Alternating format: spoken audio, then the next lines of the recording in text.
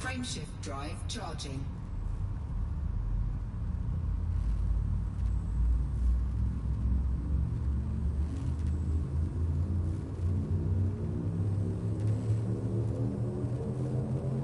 Ready to engage.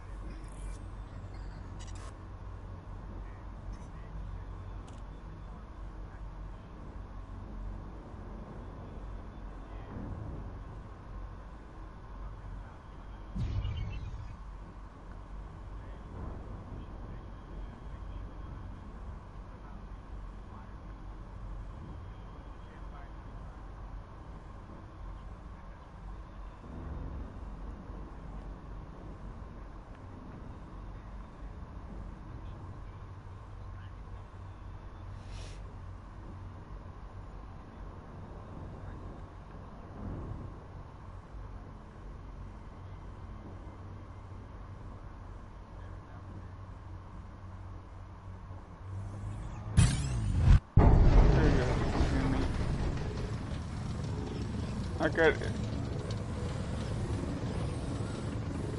Blaze, I just got interdicted where one calls us in again. I don't know. I have cargo on my ship.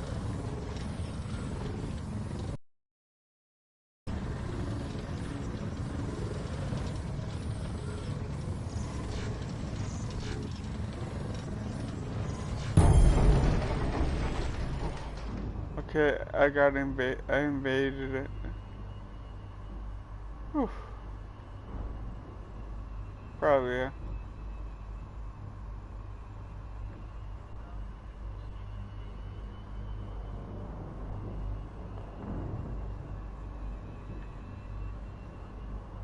Mm-hmm.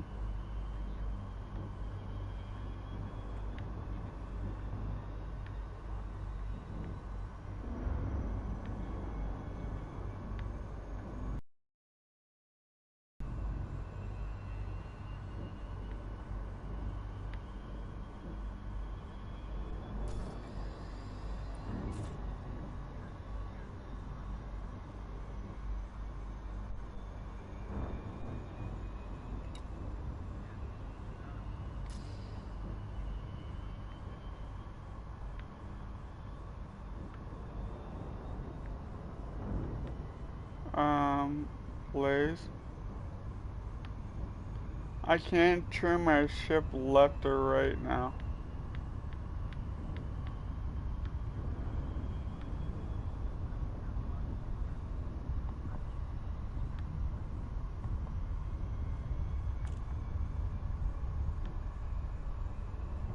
There we go. Okay. Thank you. Okay, thank you, Blaze. I don't know why I thought I almost panicked for a minute. Alright. Frameshift drive charging.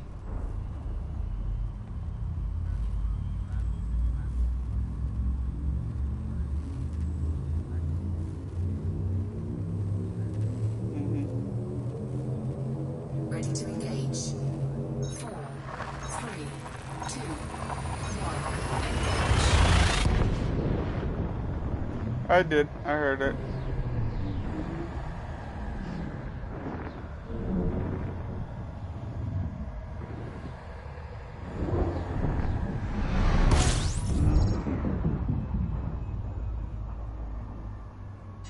Yep, I knew about that one. Alright.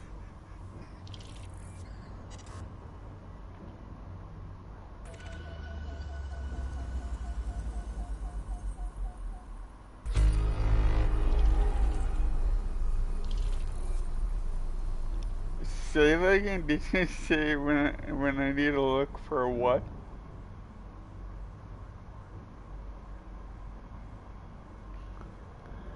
What the heck? That was a good one. I just wanted to make sure I heard you right. I want to make sure I heard you right. That was a good one.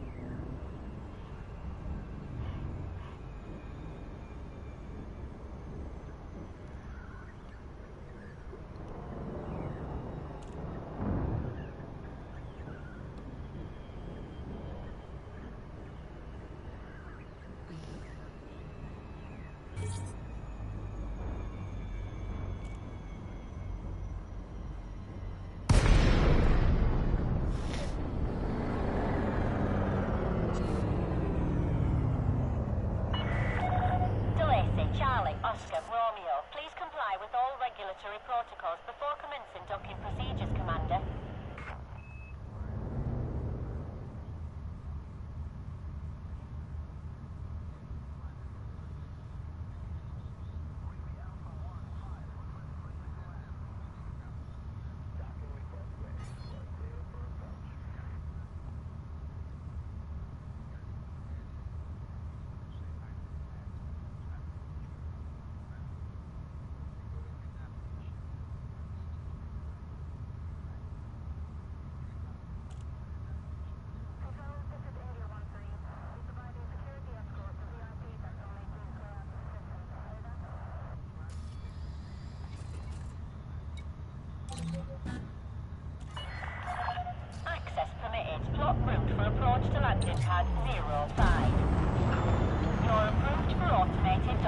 sequence.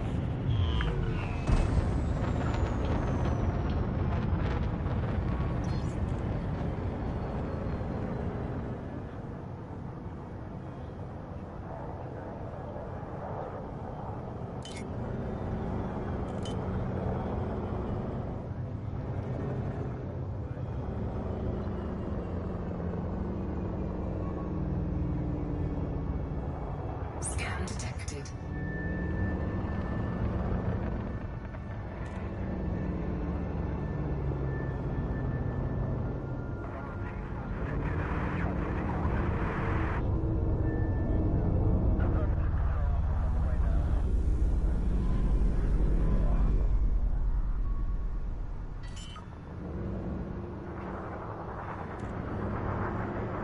Landing gear deployed.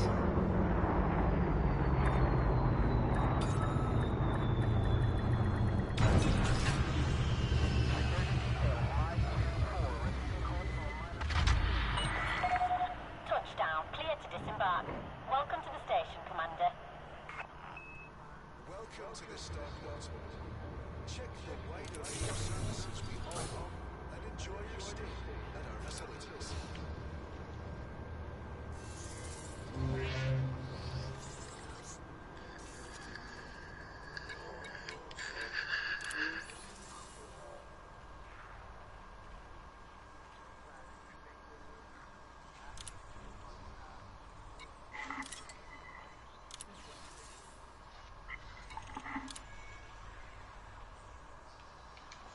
Hello. Hey, Blaze. Nyx. It's Nyx. Oh, not much. Just did a PvP fight versus a baby ganker.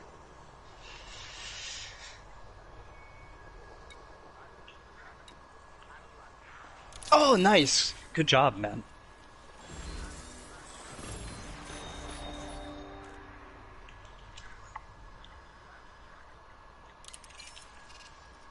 Yeah, the modified plasma chargers, I need a pair of size 1s of those. Welcome all commanders to this facility. Please ensure you complete all documents. 4 size 2s is incredibly hard to run. It takes too much distro draw even for like a Corvette or an Anaconda.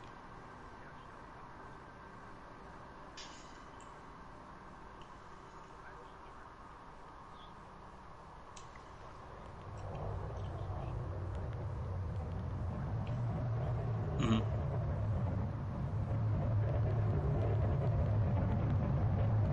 Welcome to the Starport. Mhm.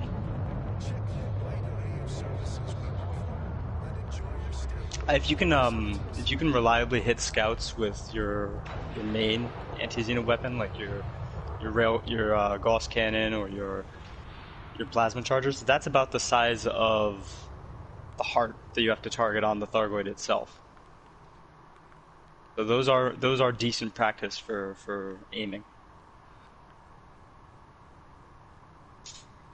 Did a lot of anti-Xeno back when the whatchamacallit, This is a flight the Proteus Wave project was underway up Please there, do not just allow hammering away at the during the conflict zones.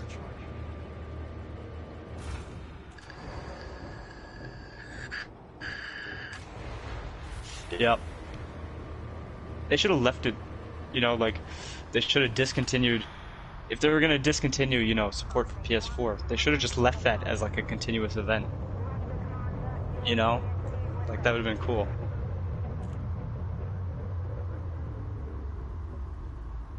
In the interest of smooth traffic flow, We racked up, I think 2 or 3 guys are in their fleet carriers out there during that period. access to docking pads.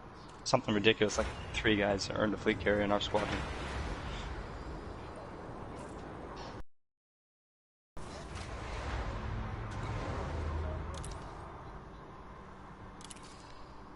Hmm.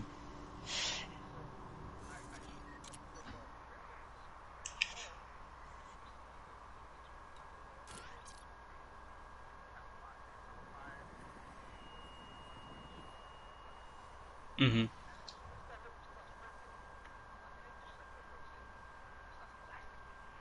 Hmm.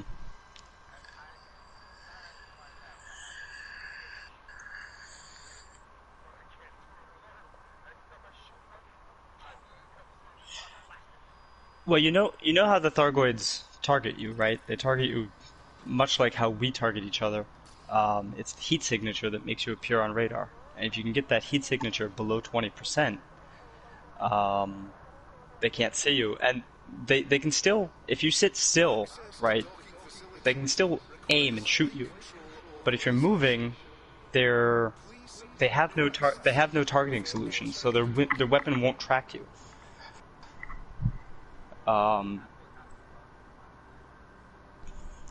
So you could have a turreted thermal vent beam. I've got an Anaconda build. It's got 2 size 3 turreted thermal vent beams on the top, long range. And I have heat sinks so that when I fire, because the turrets aren't enough to keep me cool when I'm shooting, so then I pop a heat sink, shoot a couple times, pop a heat sink, shoot a couple times. You just kind of hear it. You get in the zone where you're not looking at the heat. You know, you're looking out your window, you're paying attention to what's going on with the Thargoid, you're looking at its health. But I mean, that's more like fight tactics, but you might be able to apply some of that to trying to repair that thing. Do you remember the name of it? Isn't it? It's not the Bright Sentinel, because that went down. I can't remember the name. Oh man, that was pretty epic, actually. That was pretty epic. Okay. Yeah, I remember there was one megaship still out there that was alive. I can't remember its name, but it wasn't in that system. It was just next door. It was one of the jump-off points we used. But getting hyperdicted, that's fun too.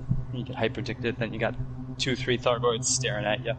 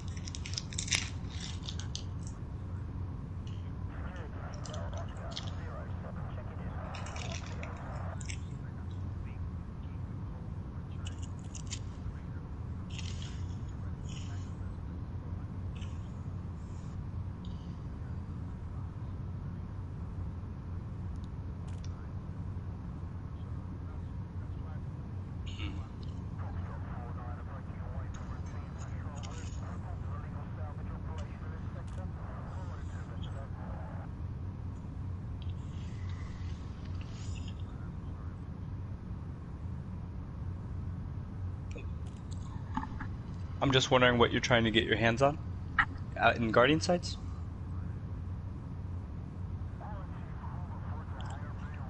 Oh, okay. Is this Jetpack? Is that you who's talking? Okay. I'm Nyx. You can just nice to meet you, man. Hi, Nick. I've met you, Nick, through TEF a little bit, I think. I don't know if we've flown together. The other person in the chat, I'm Corey. Hi, Corey. And Blaze, I know as well. We've flown a little bit together. Blaze seems to want to help everybody. It's brilliant. I'm kind of famous too, actually, as a PvPer. The gankers absolutely hate me.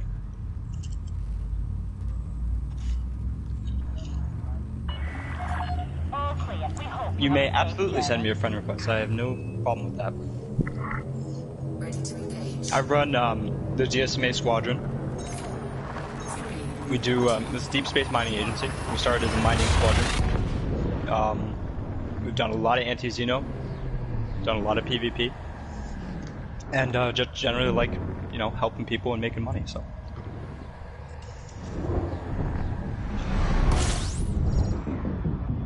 No, I'm in the chat. I'm over in Shinrata Desra right now, Dr. Jameson.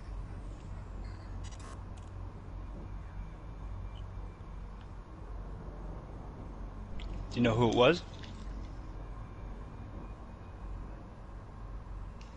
That's kind of...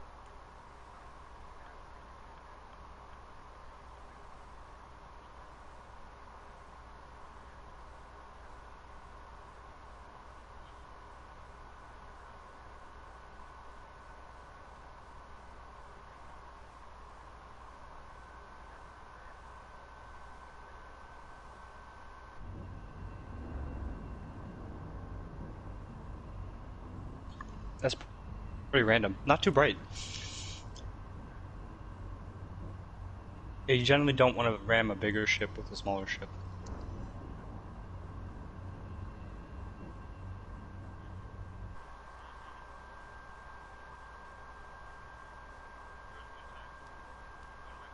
He went boosting into the station in a Type 10. And you know how it's got that spoiler on it? Well, there was some poor noob leaving in an asp. Not an asp, sorry, an adder. And he got stuck in the dude's tail spoiler. He got stuck in there. And the guy flying the guy in the Type 10's like, what the hell is wrong with my ship, man? He didn't even notice. And he gets all the way to the pad and lands, and then he notices the chat. And it's like, let me go! He's like, oh, sorry, dude. Didn't even see you there, man.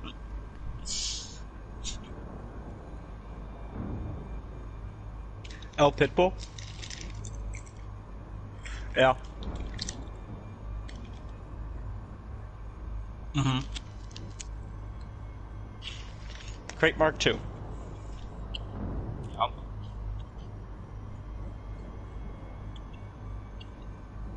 The guy in the Mambo is probably Angel Wazoo. Frameshift drive charging. Well, when you're in a safe... Good.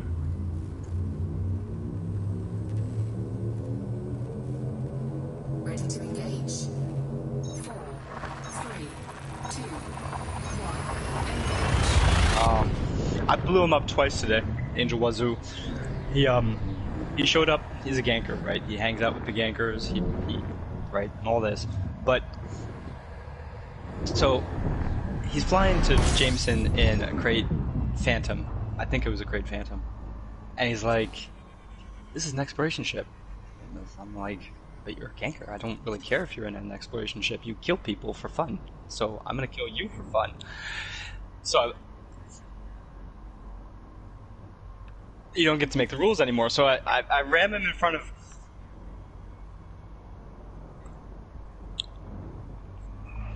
Exactly. So I kill him in his exploration ship, and he gets all kind of salty about it. Because he's calling me salty because I rammed him. So then he calls me out and says, like, look, let's have a PvP fight. I'll get a PvP ship. And so I had to actually go out, and I come back like an hour later. I'm like, all right, let's have that fight. And he turns the crimes on, and I'm fighting him and 2 cops. And I still kill him and his Mamba in his PvP ship. So. And now he's going, oh, GG, that was a really good fight. Oh. Okay, man.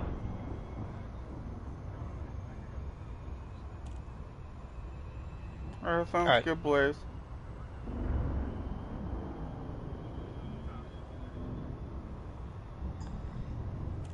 Hey, Nix, is that how you pronounce your gamer Blaze knows tag? his shit. Sorry? How do you pronounce your gamer tag? Nix Zorander. Alright, so thank you for accepting that friend request. No problem. No I have a problem. favor I'm for happy to you. help For you. Okay. I have a Maybe I can do YouTube. I have a YouTube channel. Is there any way you can help me get more subscribers? I don't know if I can help you get more subscribers. I can barely get subscribers myself. My goal is to get monetized by YouTube so I can get paid, and I need about maybe 500. Okay.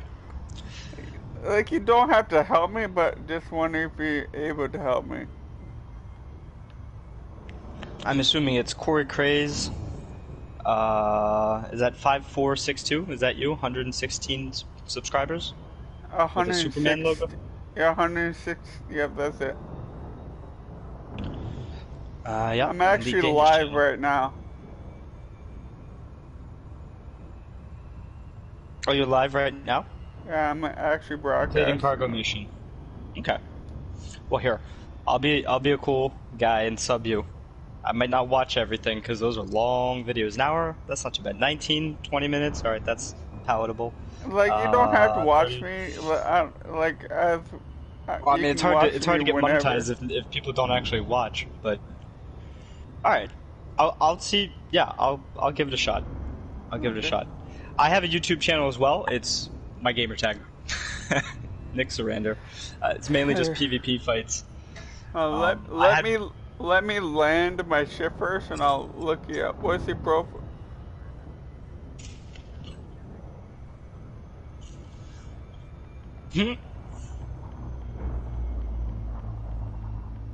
What's your profile picture, confusing, Nick? yes. It's a meme face, kind of a depressed meme face. Okay, let's look it.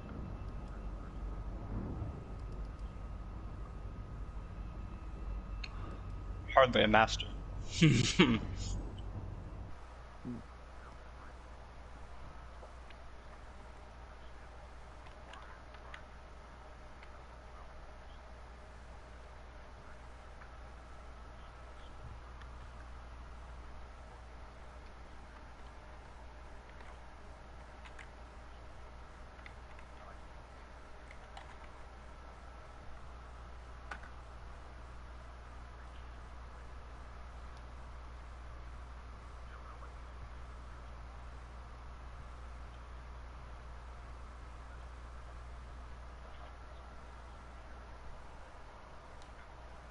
I hear that.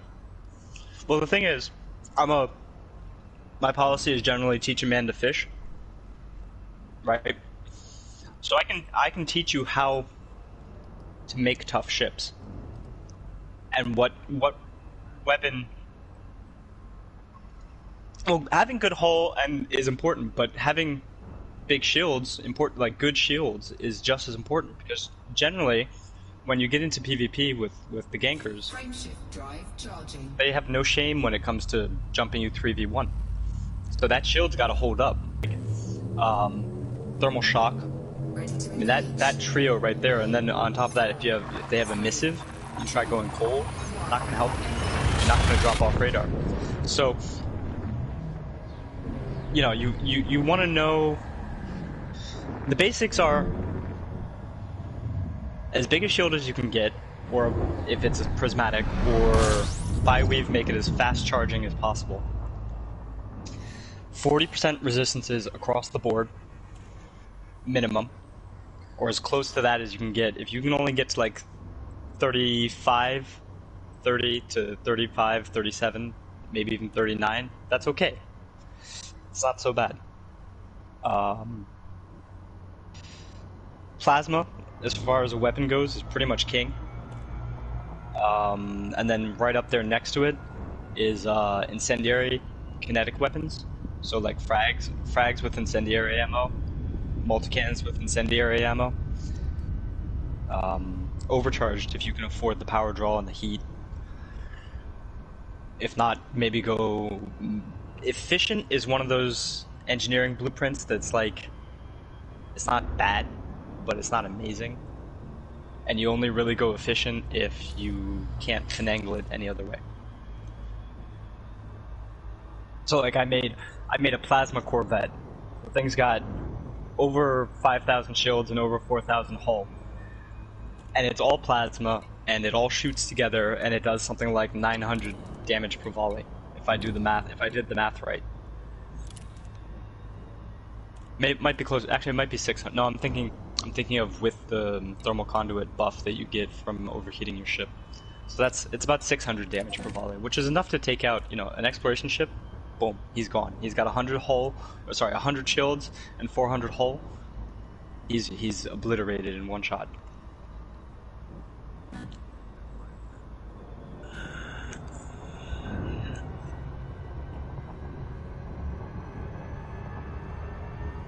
Yeah. Yeah, I mean, I've got a Phantom that if I bonk a planet too hard, I go bye-bye. But it's my mat gathering ship and exploration ship. You know, I go out to the Guardian sites, I go out to get my materials. I can make it to Colonia in that thing. It's got 66 light years on it, which isn't bad. Real quick about the Guardian stuff, because you mentioned wanting to get it. I would say the power plant and the distributor are your least important. They're at the bottom of the list. Top of the list are module reinforcements, your Guardian weapons that you want, modified ones if you really, really want to get into anti-Xeno hunting.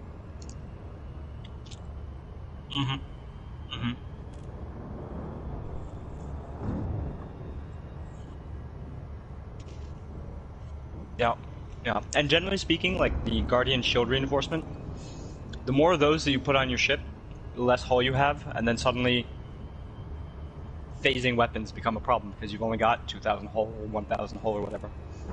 Phasing pierces the shield and applies some of its damage, I think it's 10% of its damage, to the hull of the ship that it shoots at. But if they're shooting, you know, superheated plasma at you, that suddenly becomes kind of worrisome. It's like, oh, I'll keep my shield up, and then, but they're hitting you through the shield, and, you know, it basically puts the fight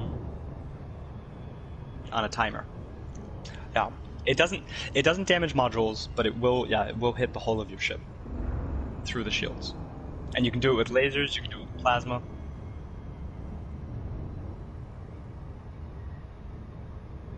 It's called, what is it called? Scramble Spectrum. You can put that on burst lasers and pulse lasers, but it only activates when you hit their hull, not when you hit their shields. So that is a fun thing to do to people, though.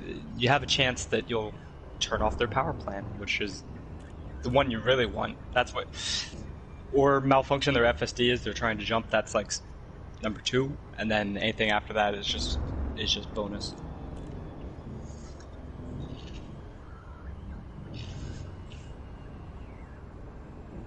Yeah. Yeah, I mean... Broken well tall. Oh, yeah, he was in Shinrada the other day. We were wondering what's up with him. He is a ganker.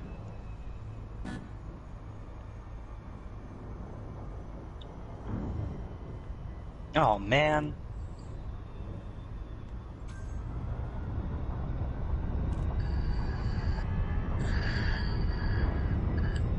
Okay.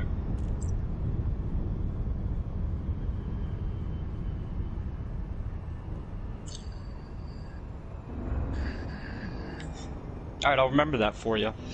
If I see him, I'll have a healthy dose of plasma for him. Take your daily dose of plasma. It's good for you, buddy.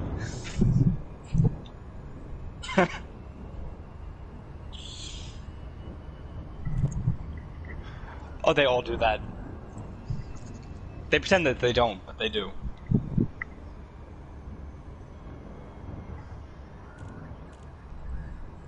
Cool. I do have a mental list of many people who need shooting. Just to, you know, it's like people who need to be smacked in the mouth in real life. You know, they talk all this shit, and it's like, look, I'm not a violent person, but some people just need to be slapped, just once, one good time. Floyd, of course I remember Floyd. I got slapped in the mouth, man. Like, I know what it's like. Talk some mad shit, somebody slaps you in the mouth, and then you think, maybe I shouldn't have done that.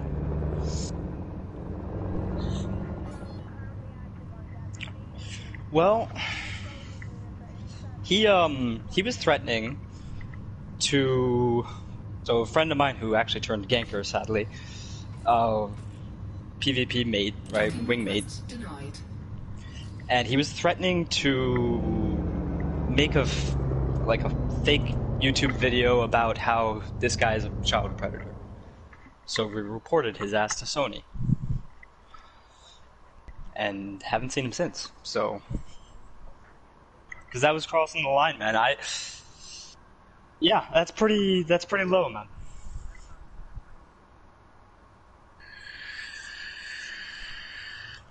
Yeah, man. So, and I really sat there with my friend and we talked about it for like good 2 hours. Like what do we do? Because this isn't on. And then I sat and talked to Sony and asked them what they thought. Without giving any names or accounts or anything yet, and just really talked to the support person, and I spent like an hour with them, and then we decided. I don't know. He might have gotten a like a serial number ban, or I really don't know, but I haven't seen him. They say he's still around, but I haven't seen him. Mm-hmm.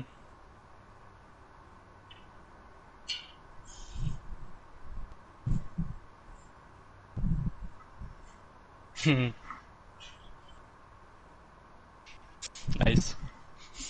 That's actually kind of a compliment, stubborn noob.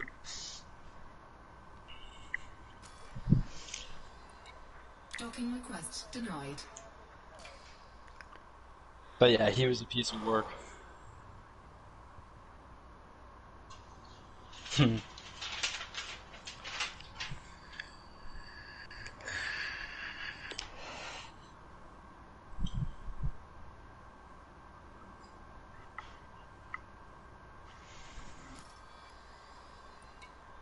Docking request denied. Ah, good old Snow Ghost. Chris? TNMJ? Vapor? Docking request denied. Vapor's a real piece of work.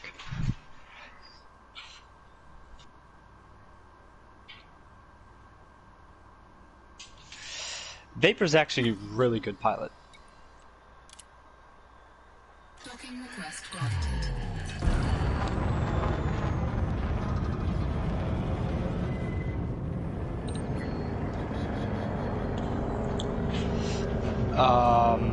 Fairlands.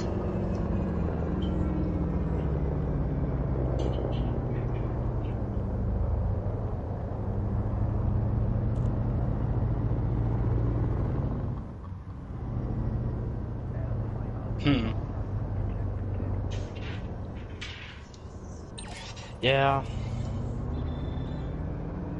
The thing is with people like Vapor. Oh, hold on, I got a phone call.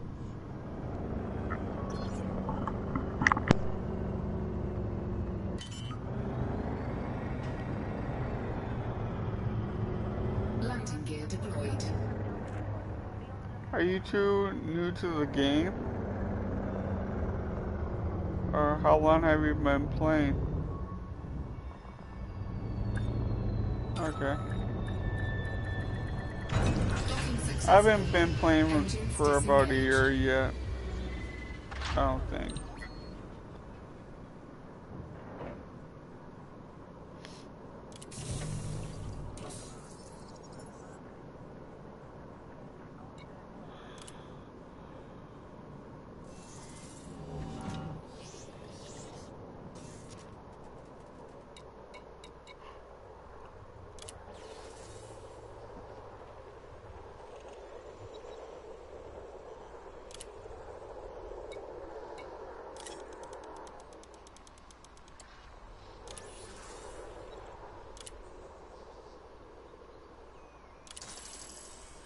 Incoming message.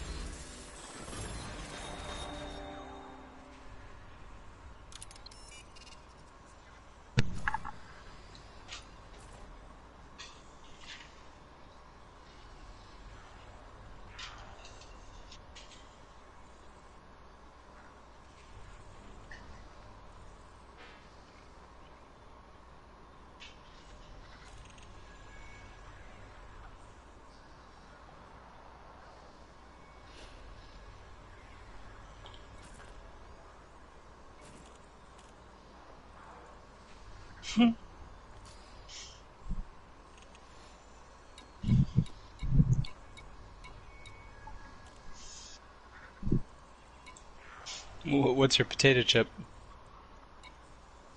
Oh, it's Sidewinder. Mm-hmm. Nice. Uh-huh.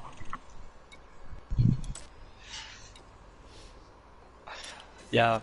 See, so some people argue flight assist on is fine. Some people argue pure flight assist off. But you should have both. You should have both. Both are useful. If somebody shoots a fixed weapon at you, like a cannon or plasma, and you're flying towards them, flight assist off, you boost, right? You're kind of flying at a funny angle. Hit flight assist on. Your vector will change immediately, and then they will probably miss. So.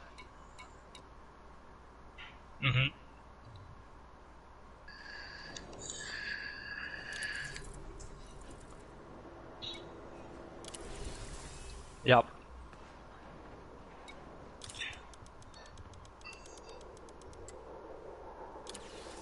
Nice. Man, you guys are getting phone calls like crazy. What did you do for work?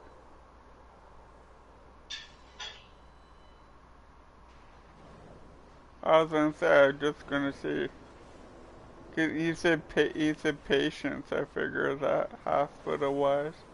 That's cool. Nice.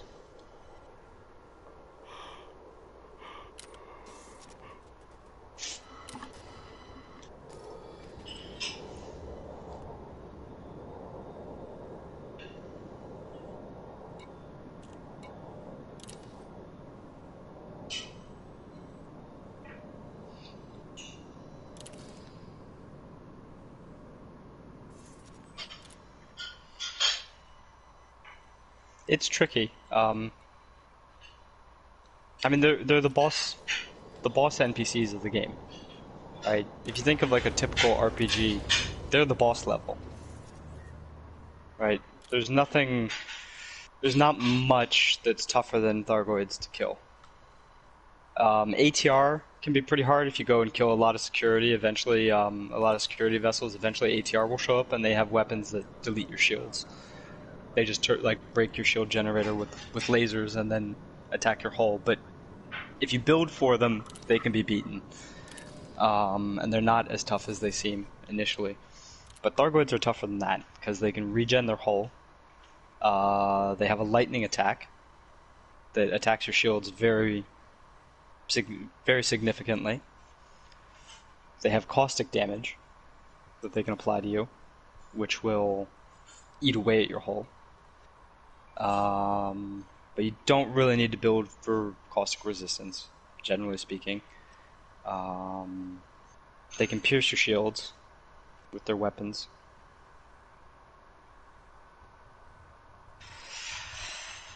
I don't. I've tried to graduate away from running with shields. No shields at all. And only 5,000-ish hull because I run repair limpets, meaning the smaller the hull, the faster it is to repair it on the fly.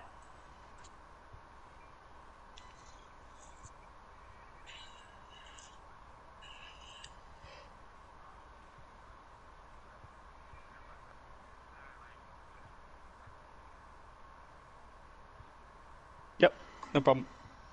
I have a question. So, I'm landing, my ship is landed, but I'm trying to go to a different starport, but my route is unavailable. What does that mean? You might have selected the system you're going to and not set a route. So No, selecting and setting a route is I can't different. select it either. Both of them are in the red. People have said that maybe that's because I'm in the same area as what I'm going to. That's possible. That is, can you share play? Sure. It's always easier to see what's I going don't have on. the best than internet to for that, describe it. really. Well, if you're willing to give it a shot, I might be able to at least tell. You know what the What's best going on? idea is? Go to my YouTube channel. I'm live right now. That's the best way to do it. Oh yeah, that's true. There you go. That's how you get subscribers. Hey, can Me and Blaze have done that before, and every time we lost connection. Alright. So we're Oh, live, by the let's see. way, I subscribe to you too. Oh, cheers, man. I do have a lot of content I can put up, but I just been incredibly But lazy what? about it at You the only moment. have no, you have 32, and I got 33. That's pretty low.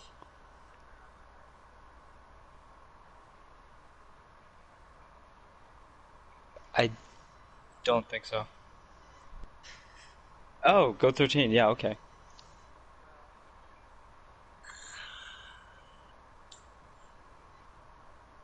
Fair enough.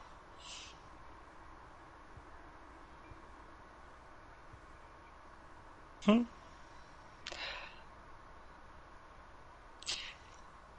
That's funny. I just call him Go. Most people I know call him Go.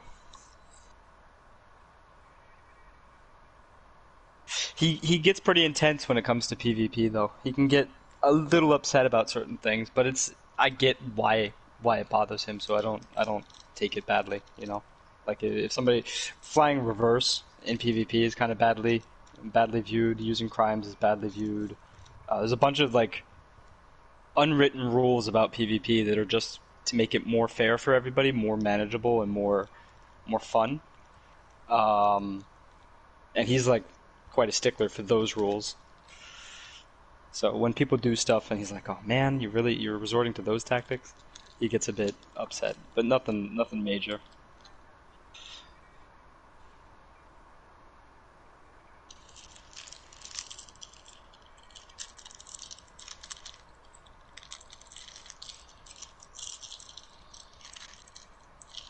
Hmm.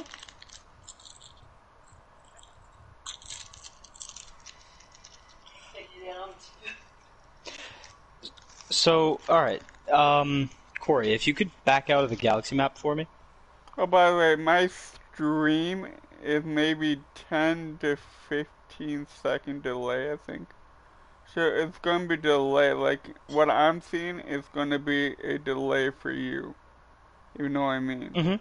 See, not, it's going to be like a delay in between of what I'm looking at. That's fine.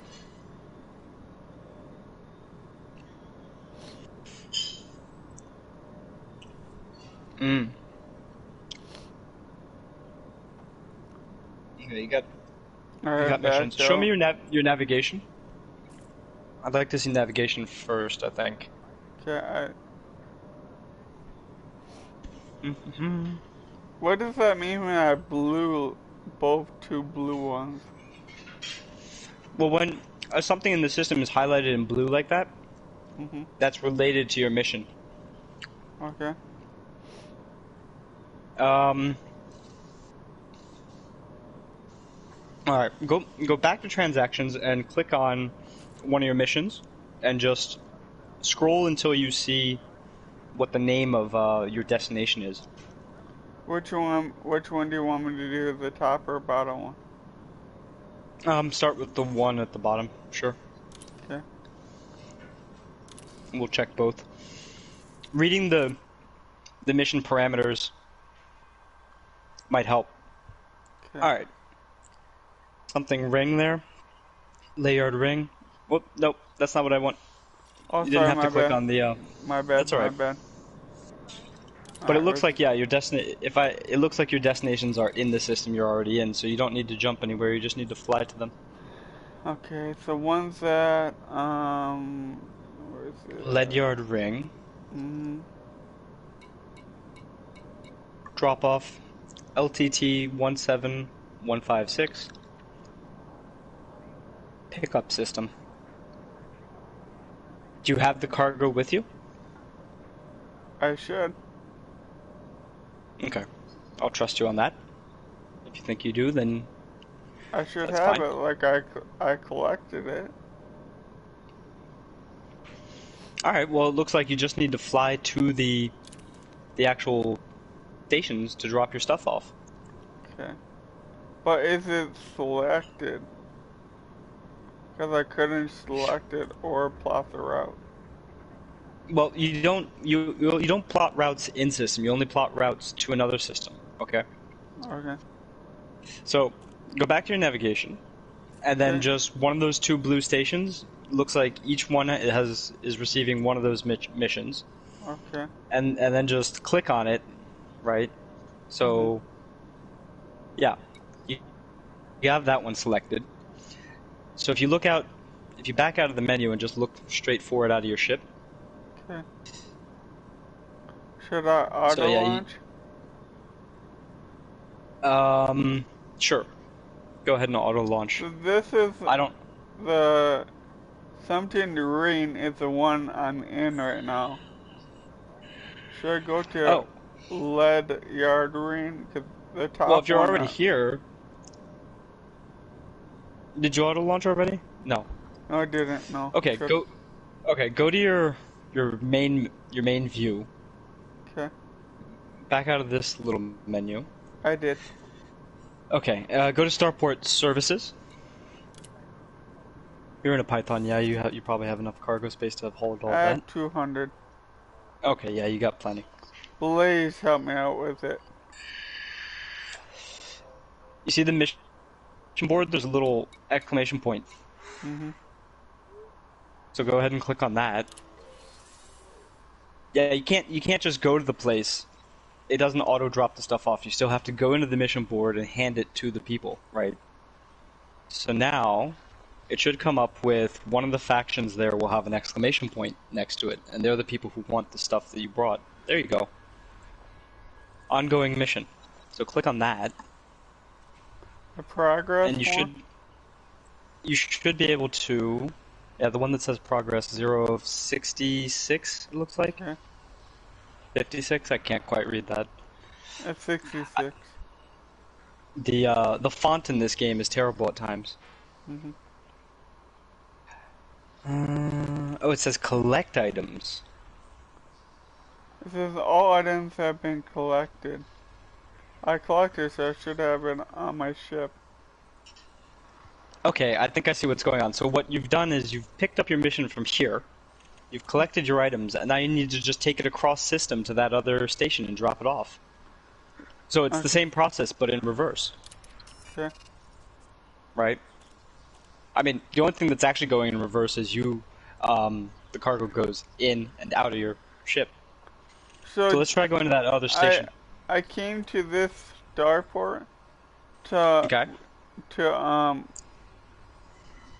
turn in the mission I had.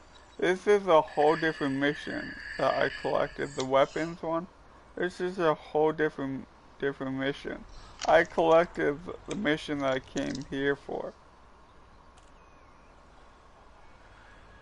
Does that make sense? Okay, but it didn't. It looks like it won't let you collect more cargo at the moment. No, I didn't. This is what I collected was the non-lethal weapons. This is what Okay, I have. you already have those.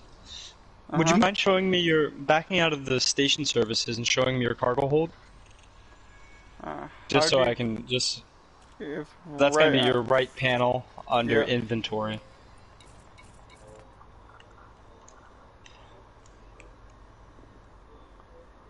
I have 179. Alright, Out you of got the polymers, you got the non-lethal weapons, and you have some limpets for fun.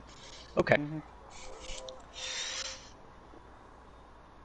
Well, it looks like, again, it looks like you've picked up missions from this station, the one you're at, Mhm. and you just need to take it across system to the other station. And that's why they're blue on your Yeah. navigation panel.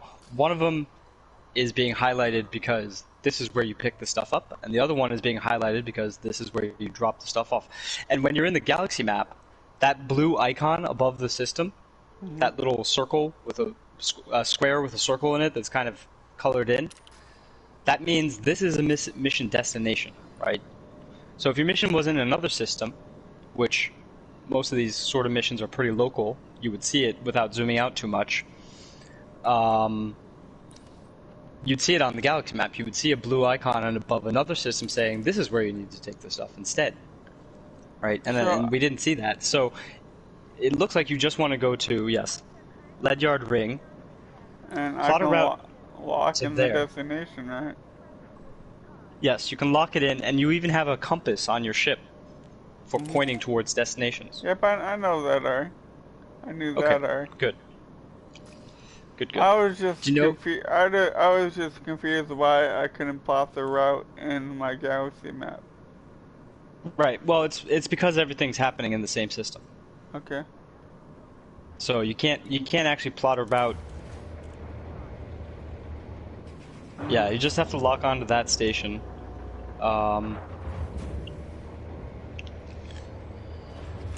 Yeah. Alright. And you know about you have Super Cruise Assist, I guess? I have auto docking and super cruise assist. And Okay. I also have So- auto launch. So an advanced docking computer. Yeah, that's the only way. Like, I'll never change that. Scan detected. Yeah, I don't feel comfortable landing my ship or taking off my ship. See, we didn't have that when we started playing this game. That didn't exist. And there I mean, if you're not comfortable in being without it, that's fine. But if you do want to get in the habit of flying around in Super Cruise manually and docking and undocking manually, it is a very good thing to be able to do, because sometimes your docking computer is broken or your flight assist is broken.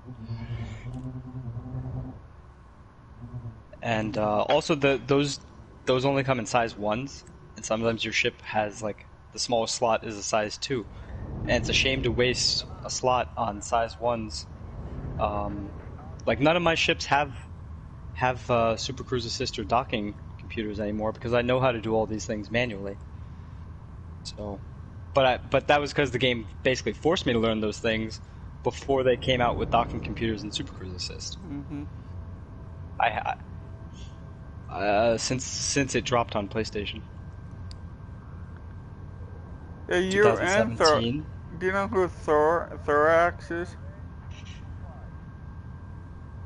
Thorax impales all? Yeah, I call him Trusty because that's what his Twitch name is. So I Okay. prefer him as Trusty. He's been playing for a while too, so he's been helping me once in a while. Well, he did fly with Snow Ghost at one point and attack us, so that was the only time I saw him, and the only time I ever spoke to him was a GG after that fight. Ready to Because engage.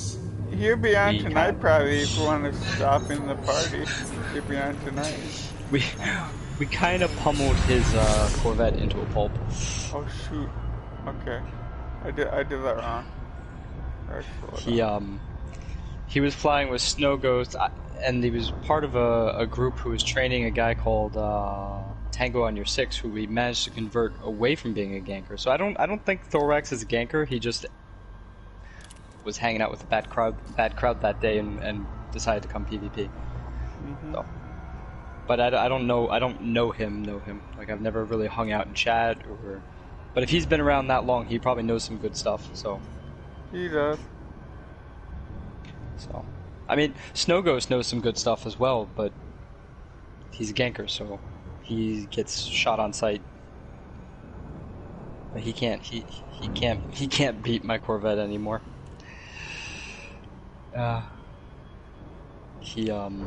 Last time I fought him, he said, what did he say? He said, no, his friend said, it was hearsay.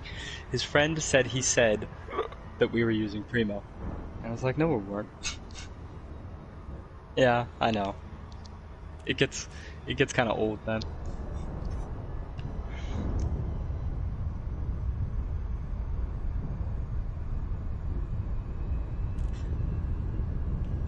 Yeah. Nope, I just used a shit ton of multi-cannons on him.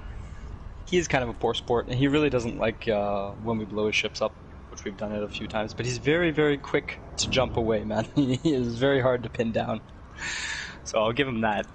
And he's not a terrible pilot, but he should be better for how long he's been playing, and he has the HOTAS, you know, the hands-on throttle and stick. and it doesn't seem to help him as much as it should. So maybe, I don't know, maybe he has arthritis or something. Who knows? Yeah, I mean, I sound young, but I'm actually 31, so. I'm only 27. It's relatively young, yes, it is. I'm only 27. Nice. Some of the people in my squadron, I had a guy who was 16, you know, but he was a damn good pilot. He was a fucking good pilot. Yeah. So, and then I got a few of our guys are in their 20s, like early 20s, and then there's one guy we hang out with, he's 65, you know, so we got all sorts. It's cool. That's one of the cool things about Elite Dangerous, is when you do kind of have a bit of a community going on.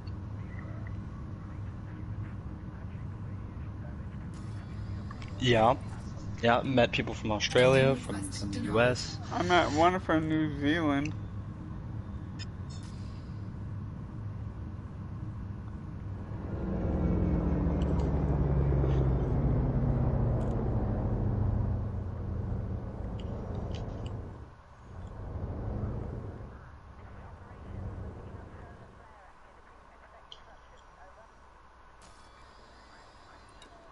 Docking request denied.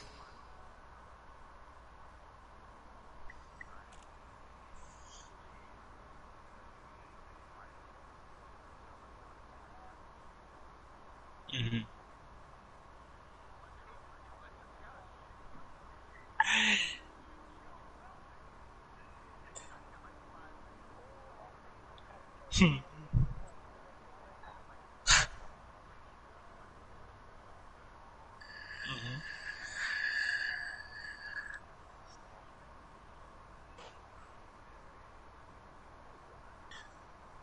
Something I did, and I told the people I was training for PvP to try it as well, and the guy who taught me, I told him to try it, and he tried it, and he actually managed to do it all, is the training, right? You go into the training mode, and you do the combat, I think they're called scenarios, or challenges, and it goes, I think, mostly harmless, competent, and starting at competent, suddenly you're in a Viper Mark III, and you have to kill 5 ships in a row. Very tough. But that particular mission, that competent one, is possibly the hardest one of the batch. Because you're underpowered, you have to outfly ships that are... There's a Cobra Mark III as your first opponent. The Cobra Mark III is more maneuverable. The only downside it has is it's easier to hit than you are. Docking Right. request granted.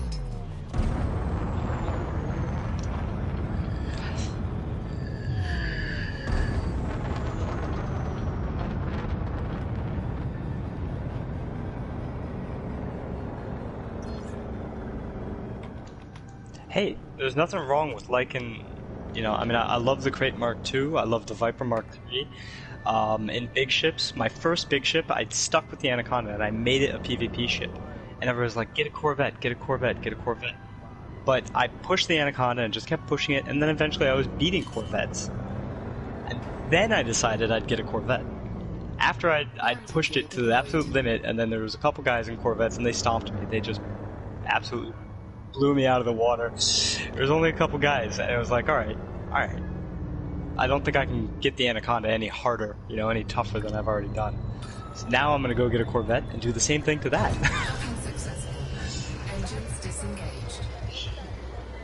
So, I don't think there are many, if any, Corvettes that can overpower mine at this point.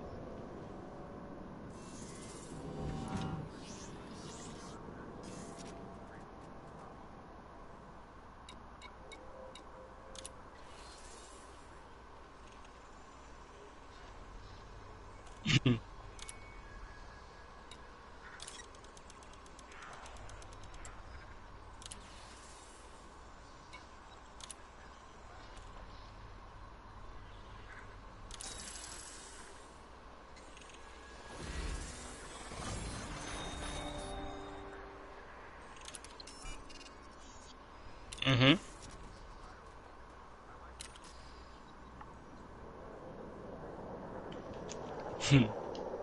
What did you say good job for? Oh, you managed to complete your mission. You figured it out. I Well, I mean, we know all there's a figured it out, mission, but we so got you there. I was just confused why So I yeah, couldn't I plot mean, that I hope route. I hope you learn you learn what you need to know to be able to do those. To next time that happens to you, you'll know what to do. Mhm. I'm still in Shinrada. I'm literally just floating in Super Cruise at the I'll moment. be right back, guys.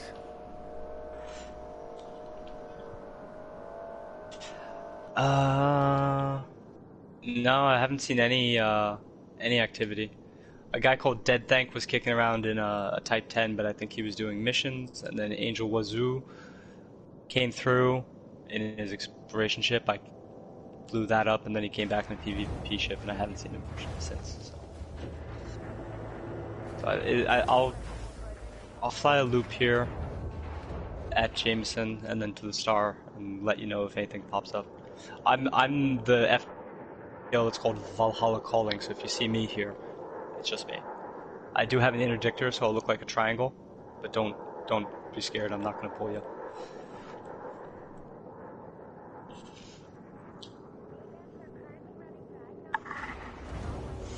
I mean you no harm.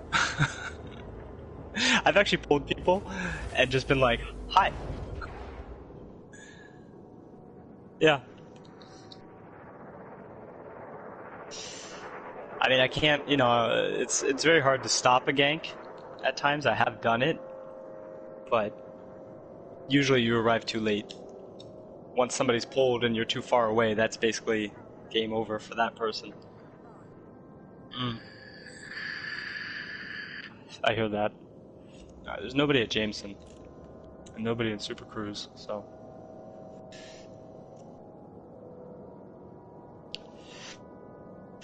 Yeah. I try not to go to solo, ever, or private. I'll go into private groups if people are like doing stuff in private groups and they want help. But I won't even go and like get my materials, I won't go to Dav's Hope, I'll do that in open. Unless it's already occupied. If there are people there, then yeah, I'll switch to solo. Yeah. Unless they shoot me. If they shoot me, then it's game on. And I don't care if I'm in an exploration ship. I will drop my exploration ship on their on their SRV and then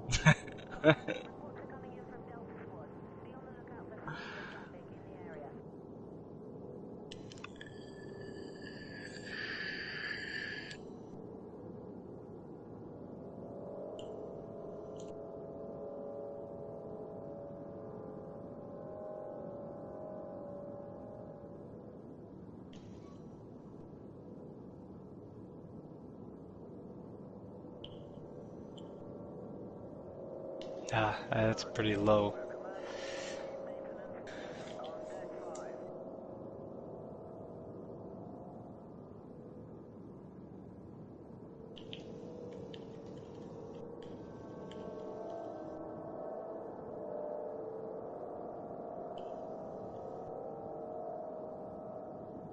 Nice.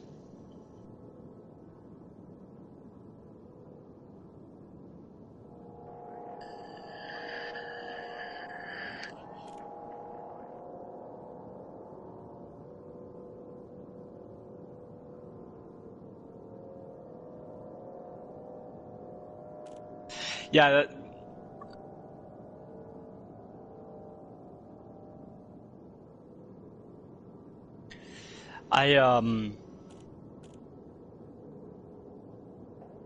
what was I? Oh, you made me think of something. Yeah, that's what it is. Your contact history is really useful for knowing. You can actually check that as soon as, check it right now. You'll see that I'm written as now in system. So even if somebody is throttled down and you can't actually see them in Super Cruise, it'll say that they are there in the instance with you. So it's a good way of checking if somebody is present in the instance that you are in. So Super Cruise is an instance, Real Space is an instance, and you can even check. Right, but if you go to your contacts history, it'll show that I'm present in your history as now, written as now, right? The timestamp. that just means I'm present in the same instance as you. So, and you can even check that as you're jumping into a system. So you say you jump to Shinrada and you want to know if people are hanging about. While you're in the hyperspace tunnel, you can check your history. And it'll who's in the system you're arriving in. So that can give you a heads up. The social tab will also tell you. So yeah, we use that to kind of scan for people when we're looking for gankers. You know, it's like it's our way of keeping our eyes peeled for hostiles. And then somebody will shout out, you know, contact. And then it's like, oh shit, all the fun stuff. You know, we stop laughing and joking around, and we all go into killer mode. Yep. It's like, all right, whose butt do we need to kick? Most of the time we have a good time. Sometimes we get a bit like roughed up and a bit salty about it. So. But we try not to take it out on each other.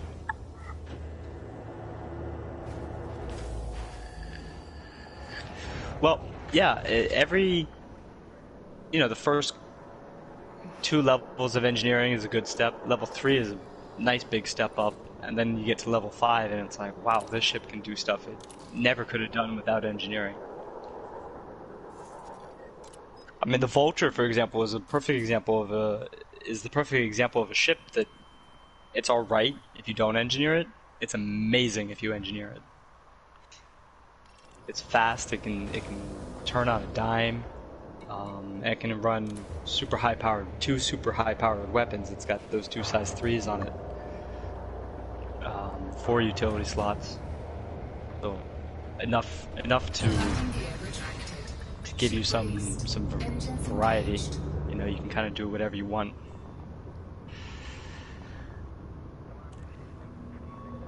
You seem like a nice guy, Nick. Well, my girlfriend's a nurse. I'm just happy to help people in Elite. Like, you seem like a really cool dude. Thanks, man. Appreciate it. Like, ever since I came on... Okay, so my PlayStation Plus expired, and my brother-in-law was trying to get me into Elite Dangerous, but I couldn't pay for it at the very moment because PlayStation Plus, you can get it for free, I think he said. But I didn't have PlayStation Plus because it just expired in September of last year. So then he emailed me a $10 gift card and he helped me pay for it. Nice. And ever since that, I played it. And I actually had a friend do that for me recently. And I've been meeting really nice people on this game. Well, I think if you hang out with Nick and his squadron, they're all nice people and helpful, and they know the game. So TEF1 are a good squadron to know. I like to think that DSMA, my squadron, are good people to know. There's some weirdos in there. Like, even I think they're weirdos, and we all think each other are weirdos. But I try to keep it a clean group of people. I actually literally had a guy smoking meth in chat one time, and one of the co-leaders back then was like, "What the heck? Like, really? No, get rid of him." And I was like, "Of course, get rid of him." You know, because there's literally people who are underage in our chat at times. At least there was. I mean, my brother-in-law, he smokes just like, weed. no. So just to let you know about that. Weed is fine. I don't have a problem with weed. Weed and alcohol, I'm like, but if you're smoking, like, I don't know, if you're doing a line of coke in PSN chat, like, I'm gonna be like, no, man. Kick him. We don't. So there's that. If it gets too political or people get too, like, kind of upset about stuff, you know, you try to help them and it's like, oh, that's not what I asked for, and they start getting mad. Like, I'm not about that sort of stuff. Okay. You guys all seem cool. I don't think I'm a pretty chill person. Yeah, no, I can tell. Sometimes. I can tell you guys all seem very chill. Yeah, I mean, we all have good and bad days, man. Don't worry about it. Don't worry too much about it. The only frustration I have on games-wise is Fortnite. Like, that's the only thing I get frustrated on is Fortnite. There's so many. I can't even play Fortnite. It's terrible. Being invited to another chat group. What's going on? Who is it? Is it important? Is it somebody I actually need to talk to? It's Rock. One of the Padawans of our PvP group. He's getting very good though. Some people are like, "Oh, I think he can beat you now," and then we fight, and I beat him, but not by much. Not by much anymore. I'm only doing missions. Like, I'm not into like fighting pirates or anything. I'm more into missions. That's like.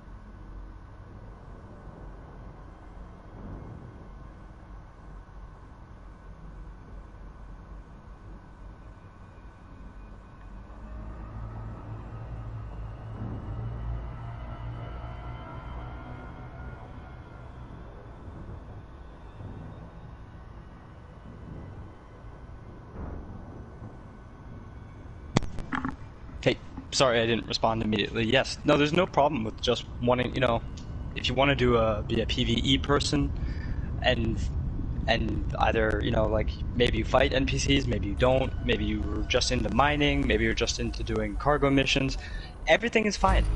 It's absolutely, like, there's no shame in anything about that. Frameshift drive charging. Absolutely.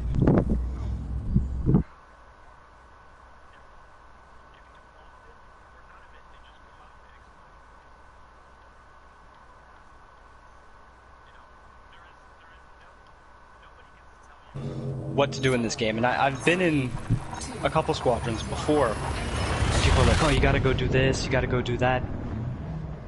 Why?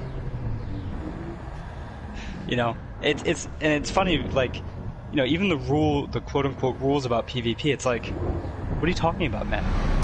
They're not written in stone. Nobody, you know, it's like, even when they say like, "Oh, don't log out of the game when you're in combat." That was made up by the gankers to stop people from getting away from them so they could get more kills and feel good about themselves. Whoop, you're breaking up, man. Got robot sounds coming through the mic there. Okay. Oh, that's why he stepped away. He was out of connection. I knew that's what Nick was doing. So, yeah, the only rule is do what you want and have fun.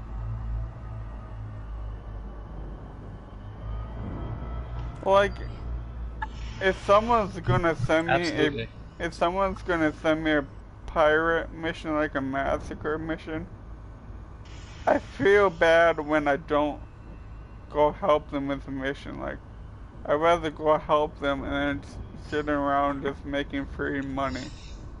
So Like, just be honest. Just tell them, like, look, I'm not a combat pilot. There's no, you know, not everybody wants to be a combat pilot.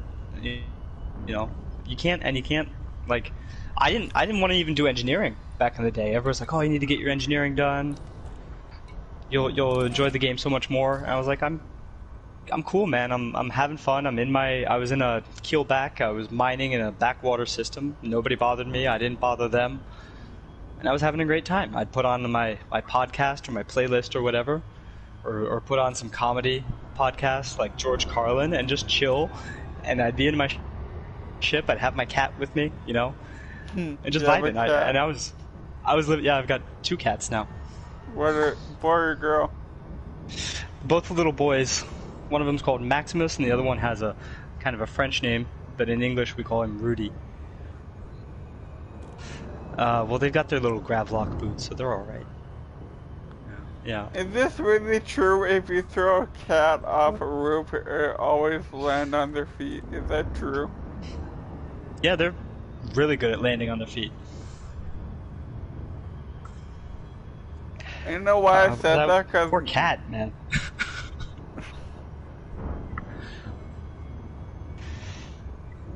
It'd still probably break some bones, though. The reason why I said that is I had my aunt's cat in my arms, and she jumped on my arms, and she did not land properly. She didn't. Oh, jeez. And she did not land on her feet properly.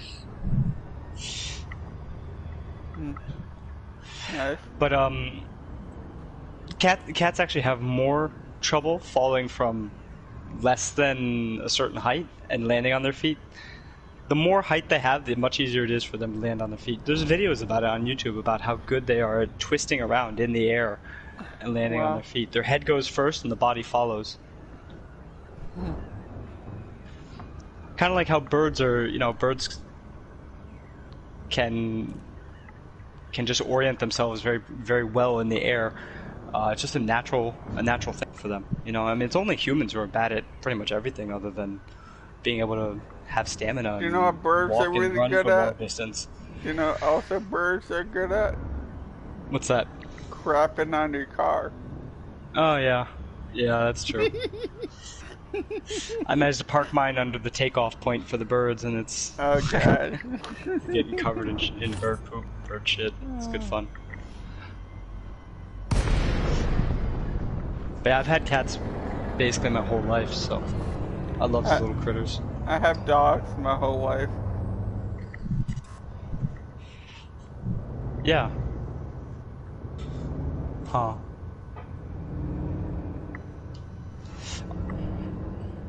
A little nutty, huh?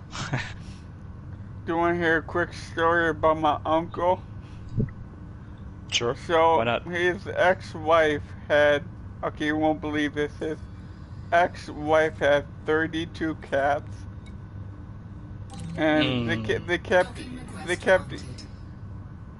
yeah, ex-wife now. But the cats kept eating through his ventilation of his house, his trailer house. So when they became ex-husband and ex-wife, him and his son killed every single cat on the property. Oh, man. That's pretty cruel. I know, but yeah. Cats aren't to blame. So my Animals, uncle's it's like- not a fan of cats really after that. But I'm surprised he takes care of his sister's cats when they go down to Florida. That's what I'm surprised about.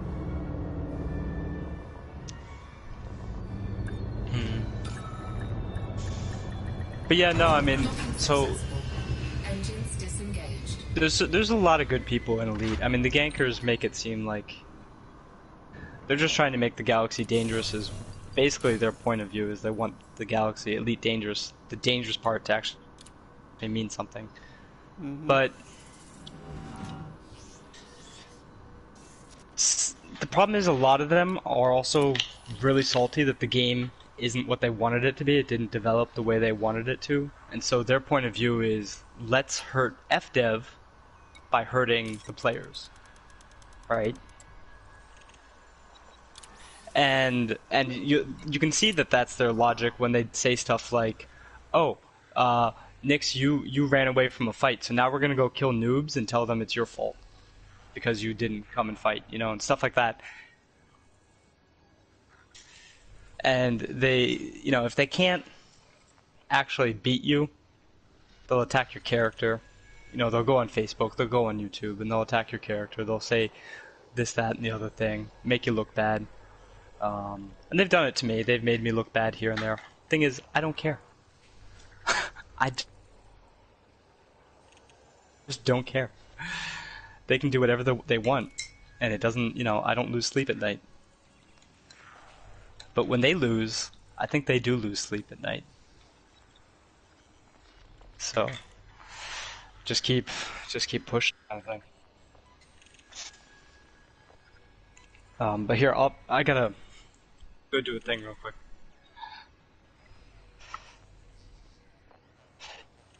Yeah, well, Go is very, very talented. I've fought him, and he helped do some training with me. I have one of the very first commander to become quadruple elite on the game. So he had combat elite, exploration elite, trade elite, and CQC elite. The first commander to do that on PlayStation was the guy who trained me, Colonel Scouse. And he also did it on a second account now, because why not? He doesn't really play much anymore. He basically just plays CQC every now and again. But I learned how to build ships from him. Colonel Scouse. And then his friend, who they're not friends anymore because of this, wanted really to get quadruple elite as well, and so that was the second guy to get it. And there's only like 3 or 4 people on all of PlayStation who have quadruple elite. So, but yeah,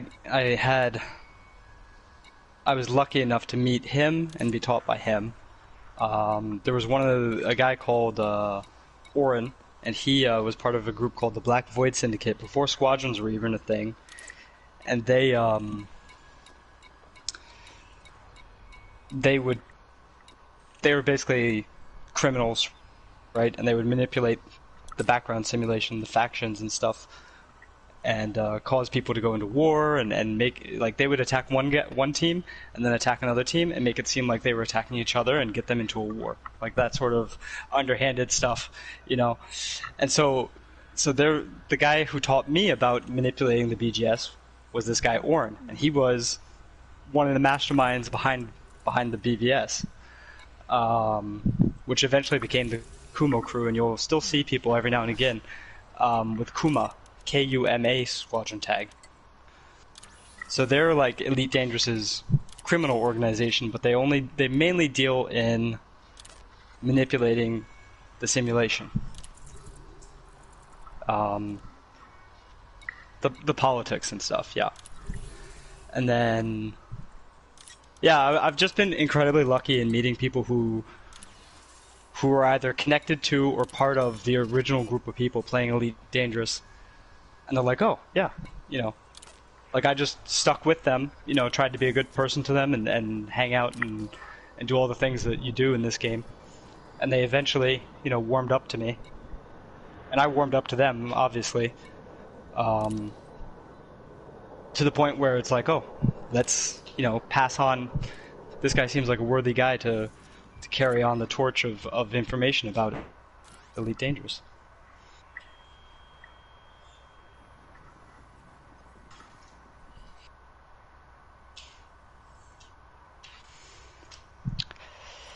Yeah, you mean Frontier? They might. I think if we can get enough people into and passionate about the game on PlayStation and maintain the community, and that's another reason I fight the gankers, because they hurt that sense of community, and they try to make people fight against each other. They try to, yeah.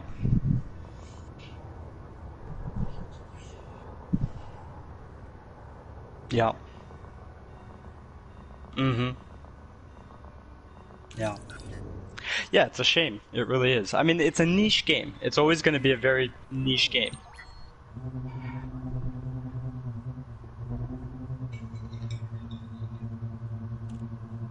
But they're not... I don't think they're smart enough to realize that.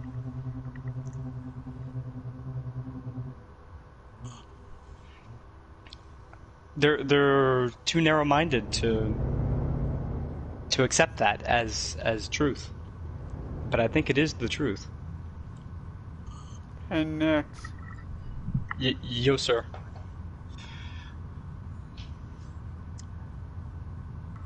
Right, who literally just poked his nose out of the starter systems.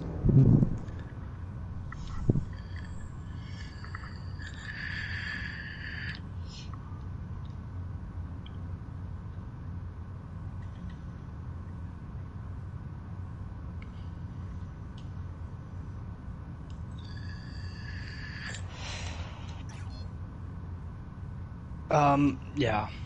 Hold on, I gotta go to the bathroom. Corey, if you want to say what you wanted to say, I can still hear you, but I'm gonna be off mic for a minute. What is your suggestion? Like landing on a planet, because that's what I'm gonna go do right now. Like I have a cargo mission to land on a planet, I think. I'm not 100% sure. Take it relatively slowly. Don't keep your throttle at the low end of the blue. Okay. You see the little blue zone where your throttle is? Yeah. Keep your throttle line as low in the blue as you can. Okay, I can try that. And This might, like, I never land on planets because it's so hard for me. it takes practice, man. 3, 2, Okay. Yeah, I saw that it was a lot of money to complete, so that's what I did it. It was like 224,000 or 200 something thousand.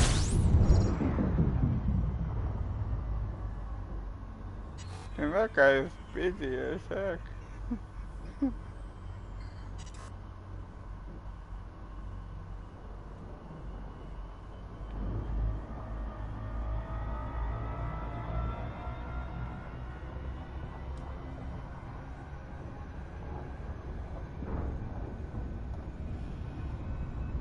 Hey Nick.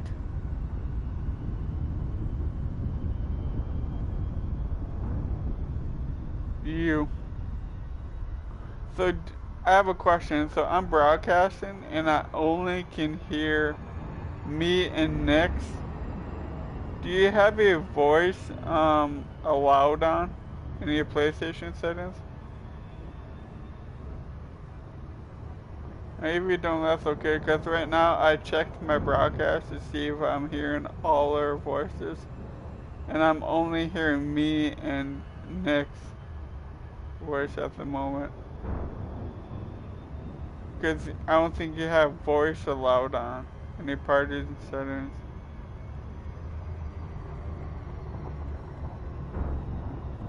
Hold on just a minute, let me slow down really quick and I'll try to explain it the best I can. I believe it's audio, I believe it's in your audio. Let me, hold on. I don't know. It should be, no, I'll send it.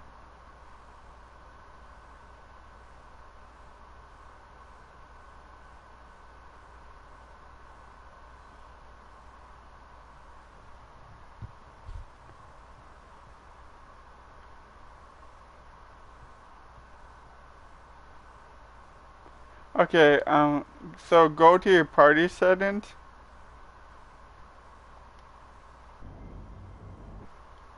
So go to, is where it says go to party screen, do you see that? So hold your PlayStation button down. And then go to where it says party, so it shows us all in a party, if you know what I mean. And then go to party screen. Do you see that?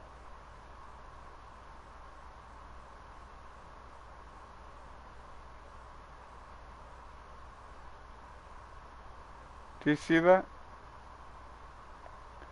Do you see where it says invite, adjust audio mix, chat audio, and go to party screen? Do you see that?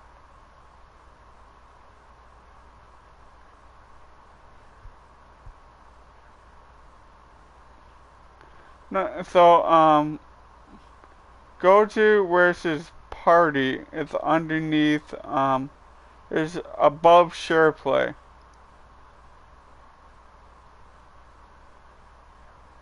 And then go, so the next one is going to say invite, adjust audio mix, chat audio, and underneath chat audio, go to where it says go to party screen. Do you see that?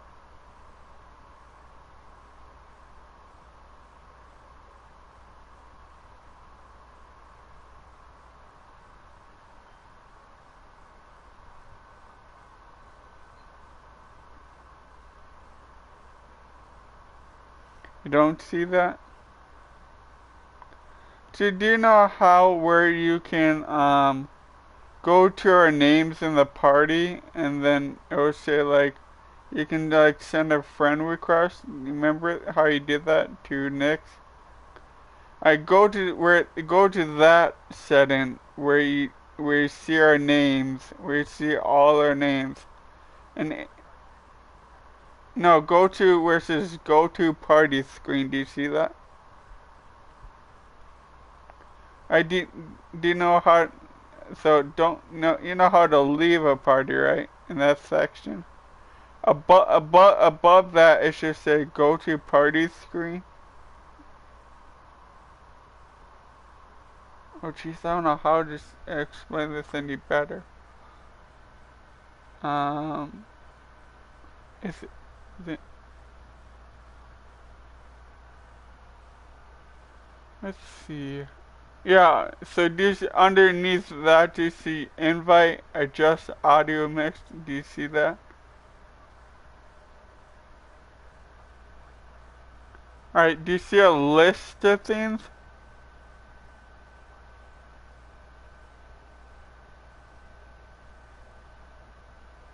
Alright, let's see. I wonder if I can get Nick to help.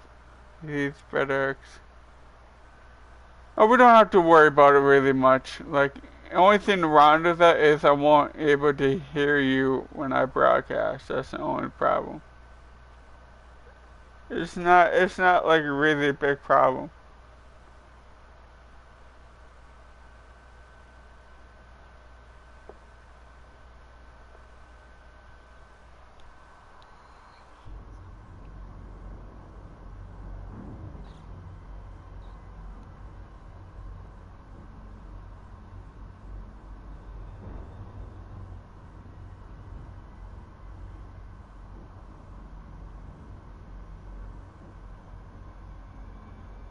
Frameshift drive charging.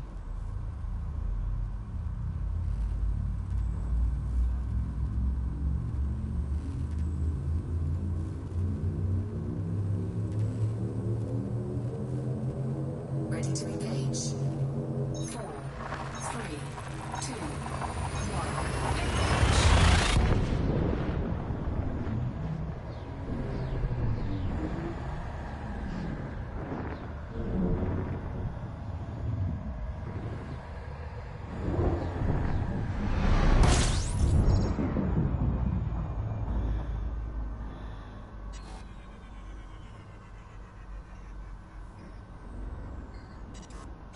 Incoming mission critical message.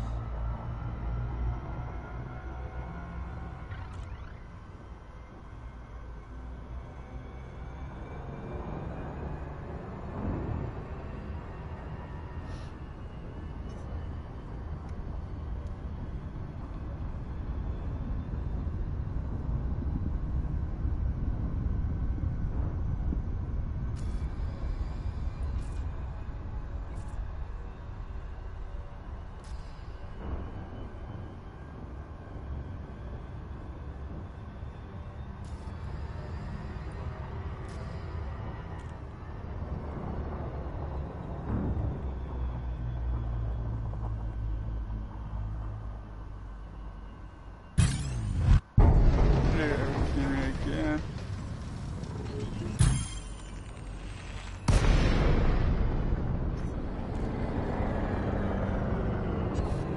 No way. Under attack. Frameshift drive charging. I'm under attack right now. I can interdict. Frameshift drive charging.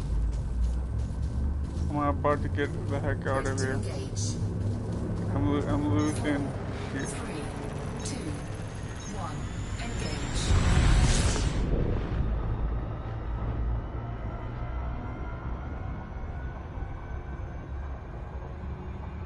Dang, I lost a lot of my shields. I lost like 2 rings of my shield.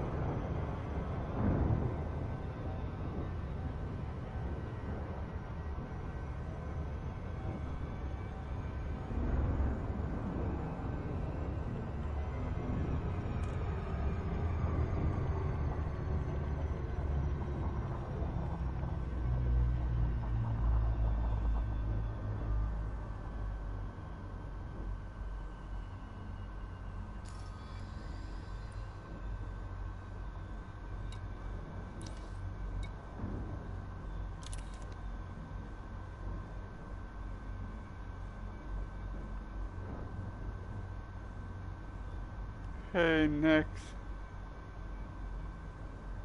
You back?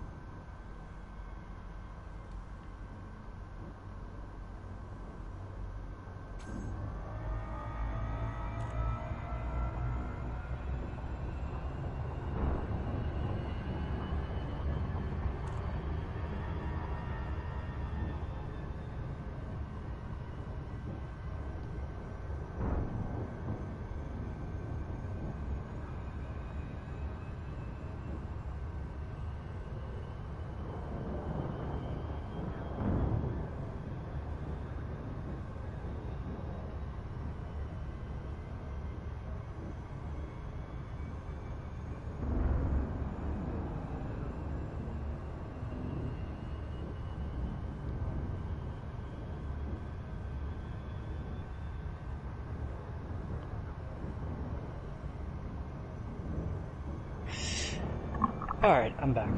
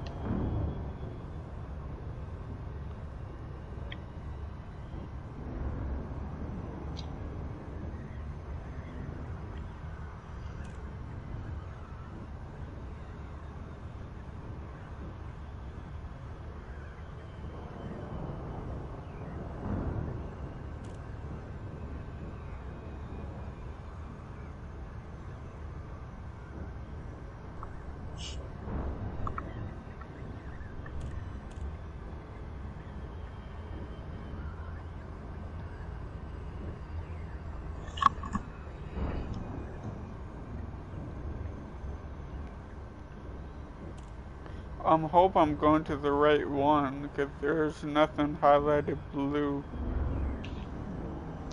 Hope I'm going to the right one.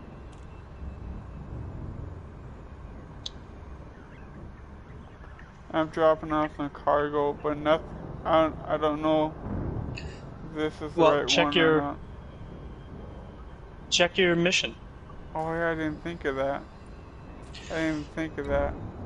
The station name or the system name you're going to should be written in white. So just look at the parts written in white. Those are the most important. It'll be, you know, I didn't think of the that. pertinent information will be in white. You're welcome.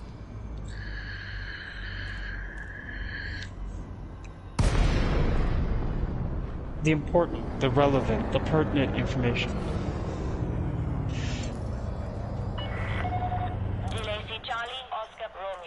Oh, sounds like Brian should be a player and we can teach him and bring him into the world of Elite Dangerous. Blowing shit up, hauling stuff, flying, going multiple times the speed of light. I don't think I went to the right one, damn it. Hopping across the galaxy.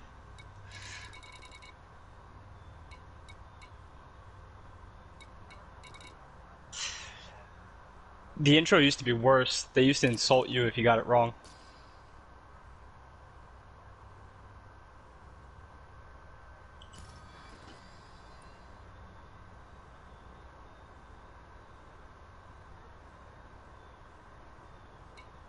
Oh, massive difference between how you fly in Elite and how you fly in No Man's Sky.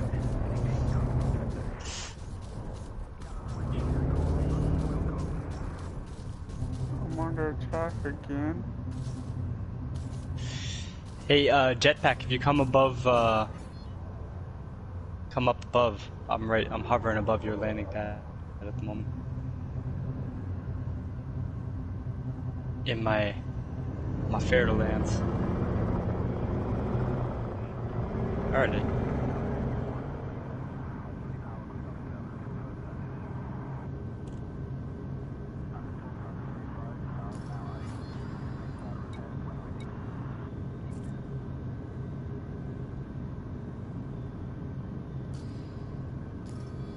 Cheers, thank you. And next, I don't think I was in the right area.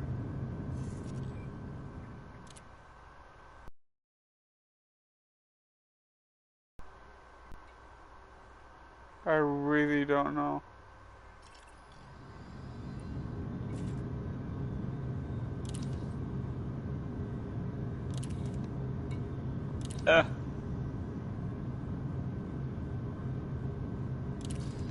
Thank you.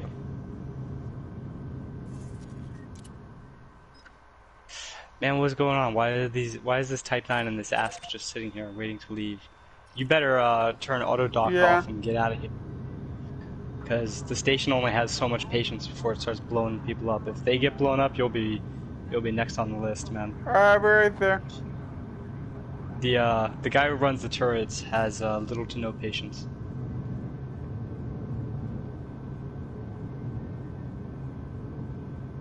Let me bonk these guys, see if they'll get moving. I have a question, guys. I'm gonna go eat some lunch. You're fine with me staying in the party chair until I get back? Yeah, that's fine. Okay. No worries. Auto dock will get you killed. It's not an if, it's a when. What do you mean, auto dock?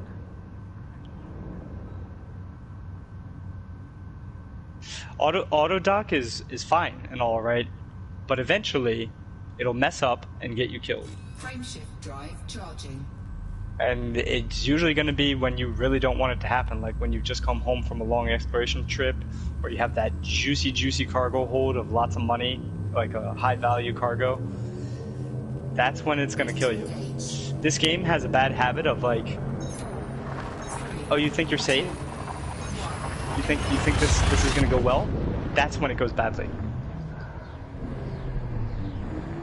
Yes.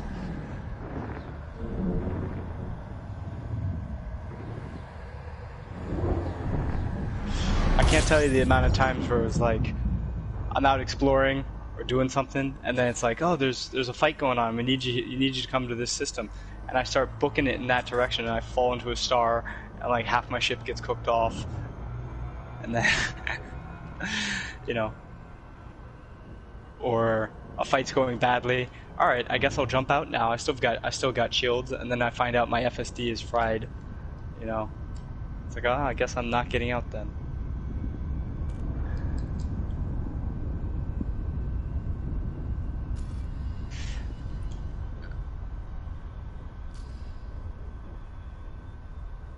Frameshift drive charging.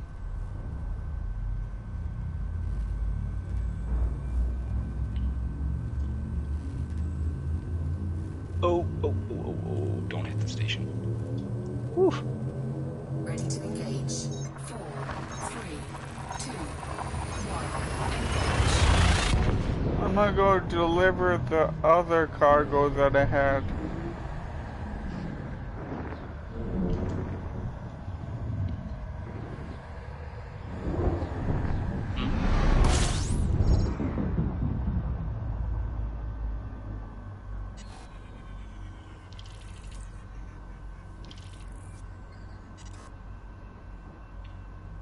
Ouch.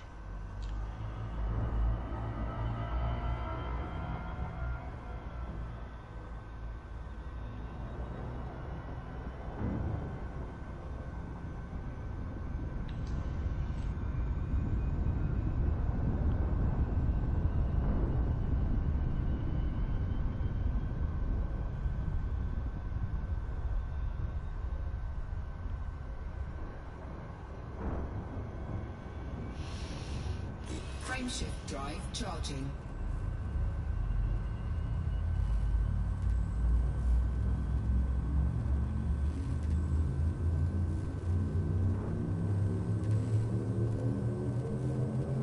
Ready to engage.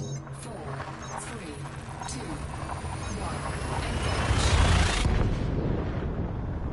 Engage. What's your jump range? It's not bad. Do you have a size 4 Guardian frameshift booster?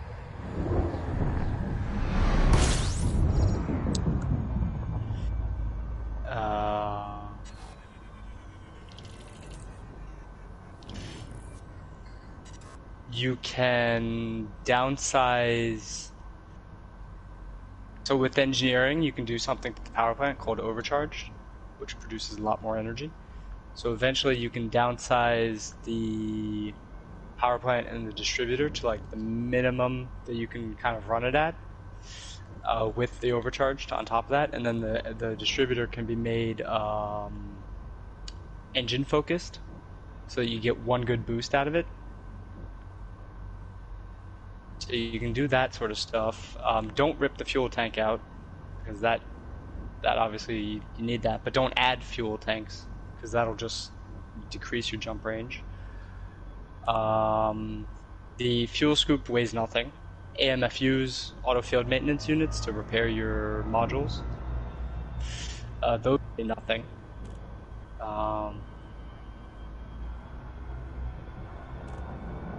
Yeah, lightweight life support, lightweight sensors.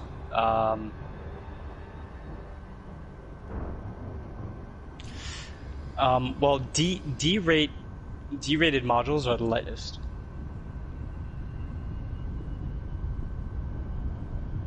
So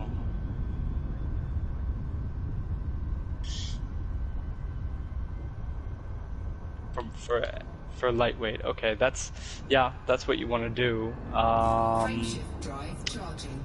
Some modules can have the stripped down experimental on them. Some of them can't, and you need to put the lightweight if you can. And if you don't have those two options,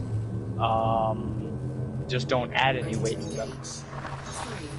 So I have a Crate Phantom for exploring, but what I did is I put the shield as a D shield, and I made it enhanced low power, stripped down.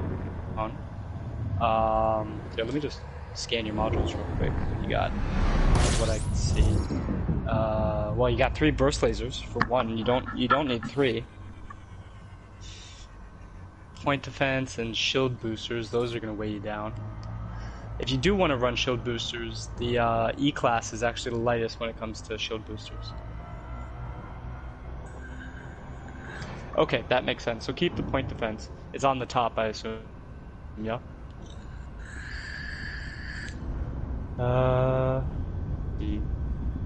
Cruise assist, docking assist, defense scanner, shield generator, fuel scoop, booster. But yeah, you can downsize stuff. The great thing about the bulkheads, if you go lightweight bulkheads, no matter what engineering you do to those, they have 0 weight. And no matter, you can multiply 0 by whatever you want, it's always going to be 0. So that's a good thing. What else can you do? FSD can be, what size is the FSD on that? Is it size 4? Can't remember off the top of my head. I think it is a size 4, isn't it? But here, you know what? I'll just... Okay, so there's an unlock you can get from Human Tech Brokers. It's a pre-engineered, double-engineered FSD. And it has fast boot and a long range built into it. And you want to apply Mass Manager as the experimental effect to that thing. You can't engineer it anymore, but you can apply experimental effects to it. Unless it's the one you got from the CG. Well, there were CGs back in the day, so community goals, right, is what they're called. No. Okay. Okay, that's fine. You should be able to put an experimental on it. Just make sure you read any details about it. It might say unable to put, but it should. If it's the one I'm thinking of, then yes, you can put. I recommend Mass Manager. Will get you the most jump range. Here, I'm actually doing it up. Do you know the website Coriolis? Okay, so Coriolis.io, just like the stations are called Coriolis stations, right? You can design your ship from A to Z on Coriolis. So you have your core internals, right? And you pick. Yep.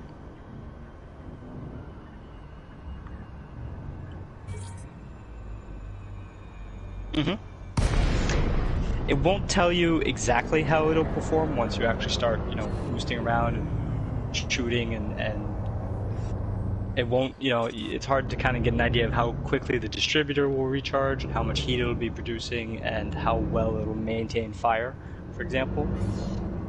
But you'll be able to see shield values, jump range, boost speed, hull values, how long it takes the shield to recharge. All of that stuff will be available to look at. Like a DBX, let's see. Oh, there is a size 5 slot for frameshift booster. 5H. And then the fuel scoop should be a 5. Let's see, fuel.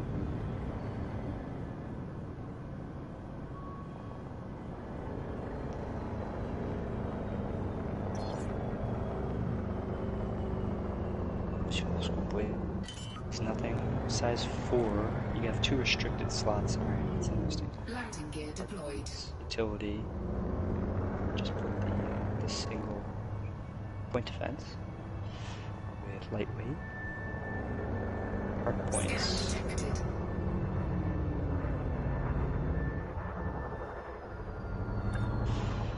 Yeah, so the only reason I have a hard point on my Crate Phantom is a lightweight size 1 pulse laser, stripped down, and it's just to activate Guardian stuff in space.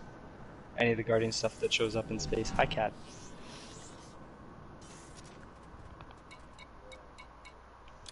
Auto field maintenance unit. Can I put 2 of those in? I cannot. Cat. Cat, you smell poopy. Please go away. You stink. Probably take a crap right away. Do module reinforcement? They weigh something, so we don't want those. Incoming message. Alright, so those 2.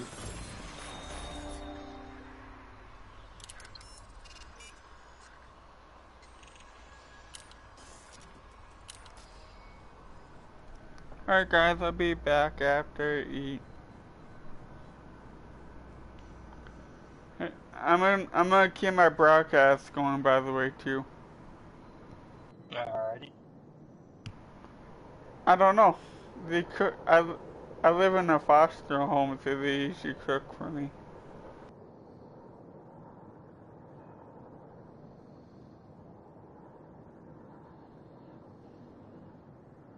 That sounds really good right now.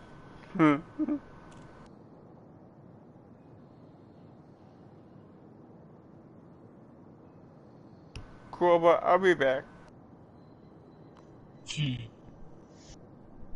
Yep. Have a good one.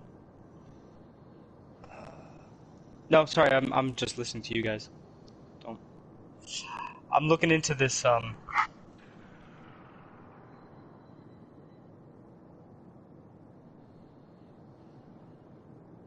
I'm just looking into min-maxing the DBX. How you would do that. I mean, I've done stuff like that before, but I don't know it off the top of my head.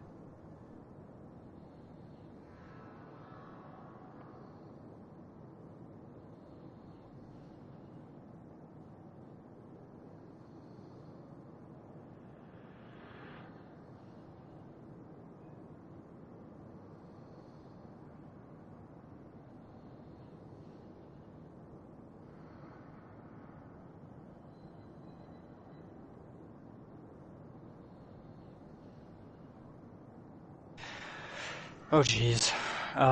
Hold on. Let me check my galaxy map. I've got bookmarks for this sort of stuff, but I don't. What are you looking for? Do you know what you want?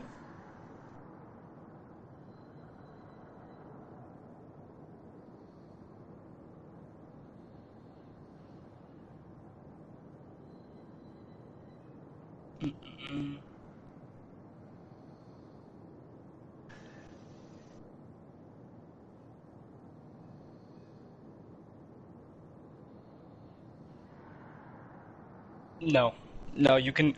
So the normal Guardian stuff that you can get out the Guardian sites, not counting the pre-modified Guardian weapons, right? Which you can only unlock those in the boony.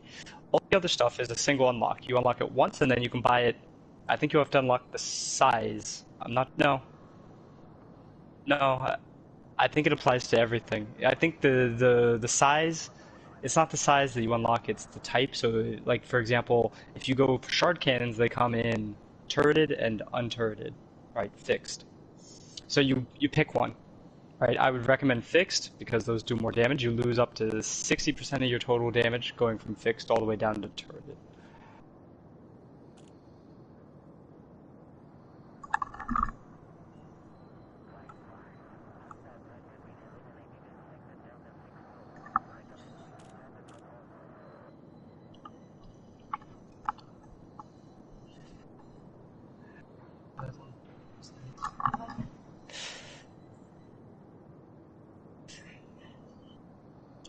Gimbaled is good though. I mean, the advantage of Gimbaled is you don't have to work as hard to shoot your target. Um, and if you're in a team of guys, right? If you have one guy with like say fixed cannons or plasma or something like that, or frags, and the other guy's got all Gimbaled multi-cannons, you're kind of putting two different layers of hurt on him, you know. So it makes for a bigger smackdown kind of thing. Um,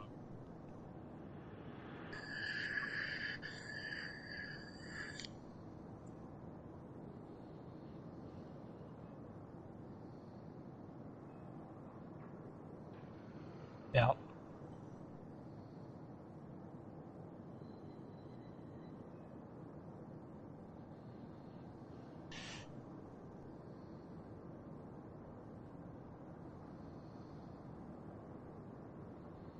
Here, I'm gonna try to take a screenshot of all the Guardian places that I use. Um, and then here, should I send it to? This isn't a true chat group. Let's see. Go to, I'll send it to you, Jet. Is that cool? And then you guys share it between you. So there's two screenshots. One of them is a screenshot of the bookmarks at the location, right? So they'll have their names next to them and all that. And the other one, okay, go for it.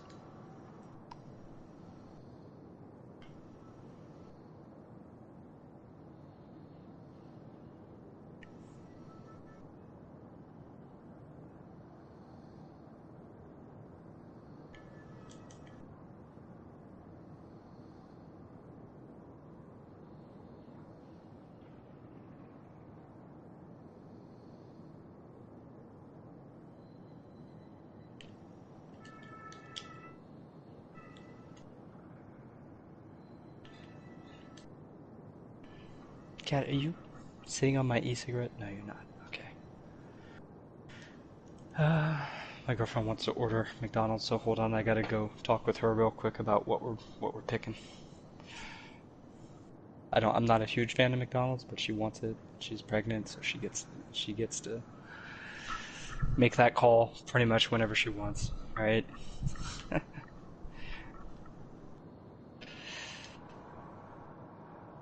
I let her think she wears the pants, basically, in this relationship. You know, you gotta let them think that they wear the pants. I'll be right back.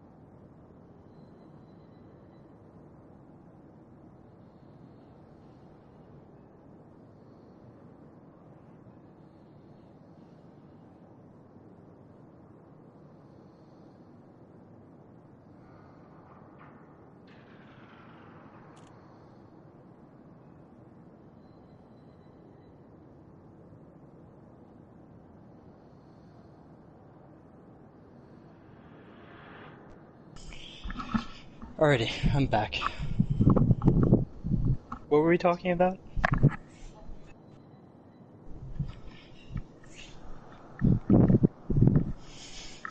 I can't remember either.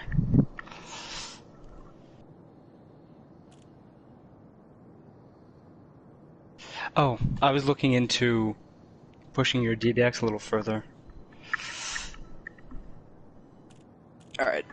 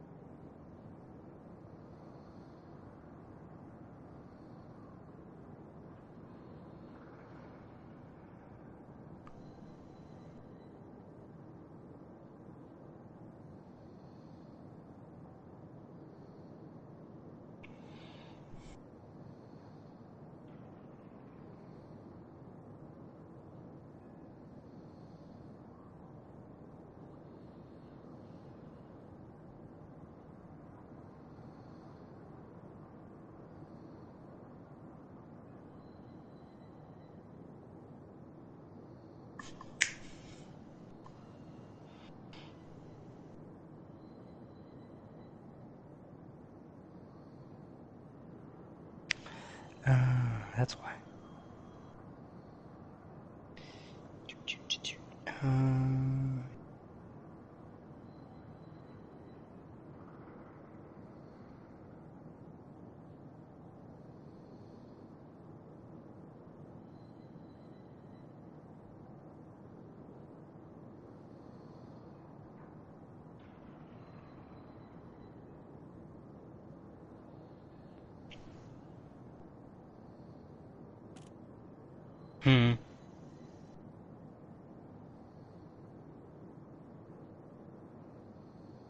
Yep.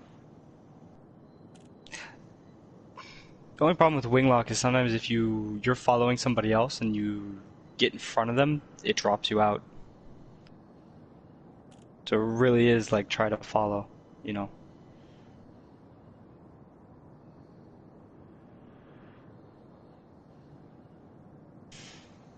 Yes, Cat, what do you require?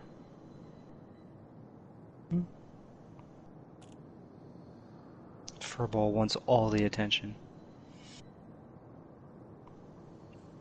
Yeah.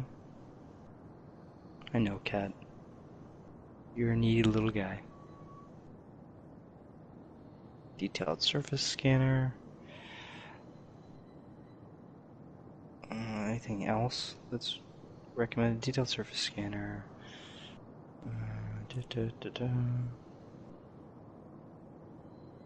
I guess that leaves you with... Yeah, that's how I would do it. Whoops, not a refinery. I want a repair limpet. Repair limpet. And... cargo rack. Yes, you could throw a shield on there instead of the AMFU. Alright, Cat, I really don't like it when you push your butt towards me. I like your head, not your butt. Okay?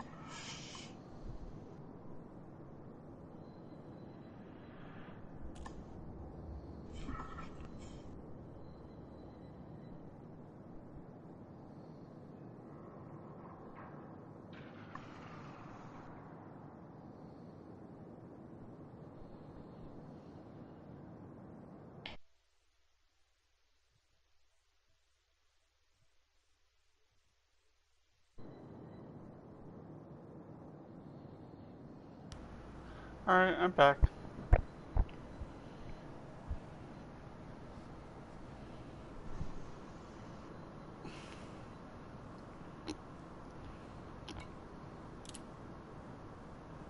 Hello, back. I'm front.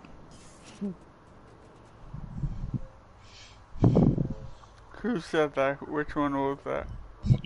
That was me, Nix. Okay, I was gonna say, just making sure. You should leave another comment on my broadcast again. I'm doing something else with my phone at the moment. Because I got a third good job, or did that just copy itself? I guess that just repeated for some reason. Because I only Okay. sent it one time. Okay. Huh. That's weird.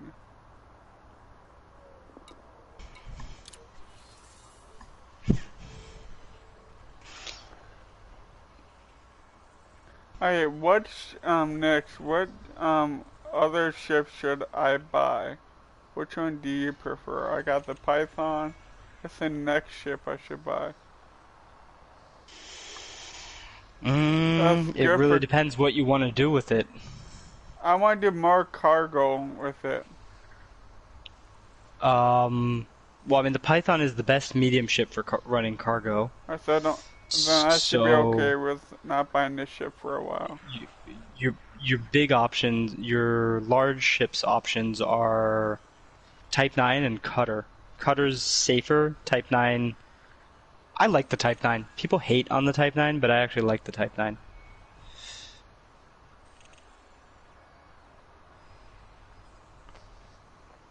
I mean, it's a brick. Yeah.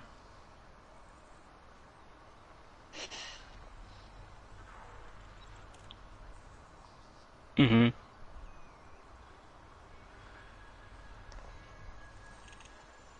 Yeah. No, it does.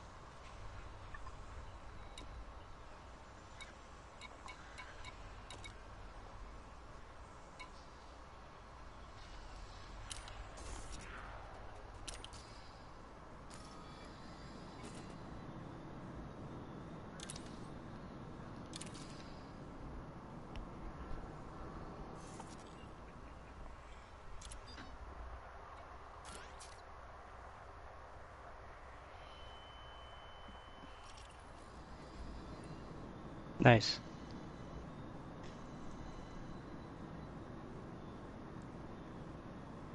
Alright, there we go. That's running. Let's see. What does that give us in jump range? 71 light years max jump range, unladen 64, which is basically your normal, your standard jump range. About 64. What are you sitting at? 62. So you really can't squeeze much more out of it.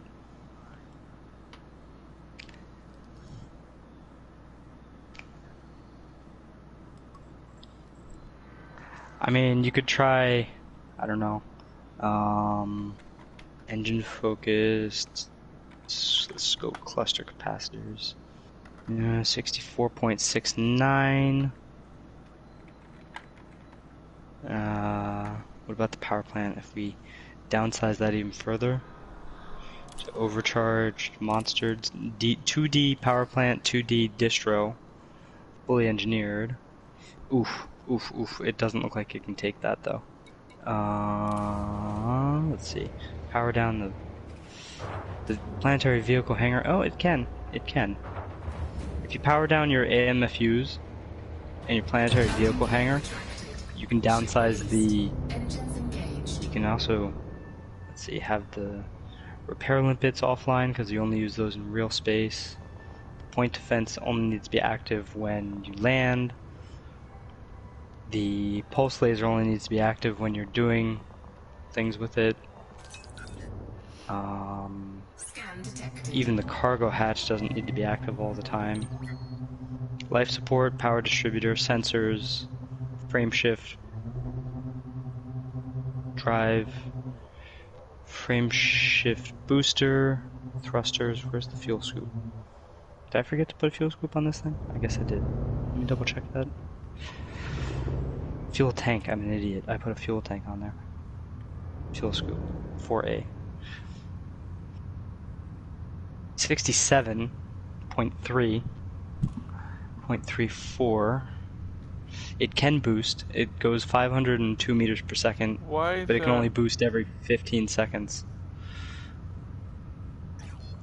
So you didn't send in a message, did you, Nick? I sent it to Jet. Like on my broadcast. No, I only sent one message. Why Like I is said, that- I'm doing something else on my phone at the moment. Okay, I'm just confused why this keeps like copying that to me before. Is it still doing it? Yeah, I just sent another one. That's why I'm wondering if it's sending this. Well, let me close my YouTube and maybe that'll stop it. Close my YouTube application.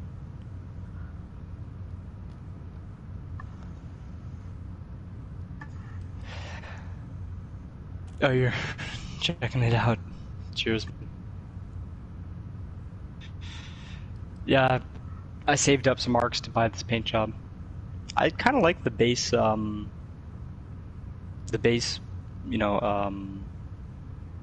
of the ship. Like, it doesn't need to look any different, I don't think.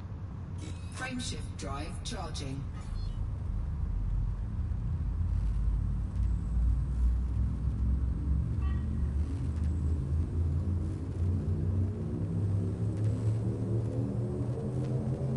Ready to engage. 3, 2, 1, engage.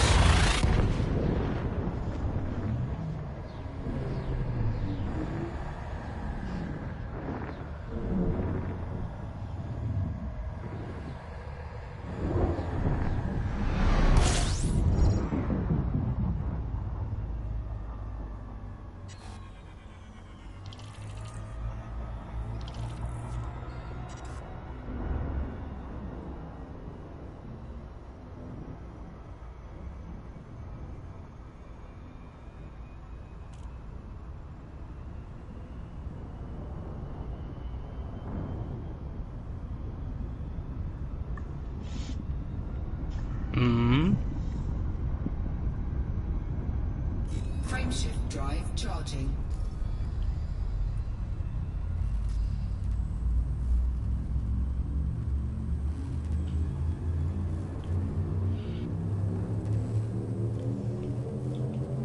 Ready to engage. 3, 2, 1, engage.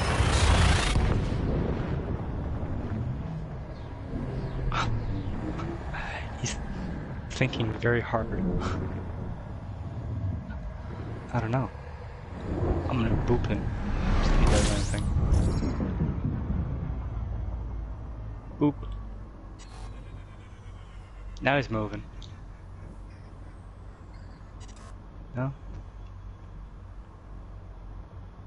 That's weird. Maybe if I boop him really hard.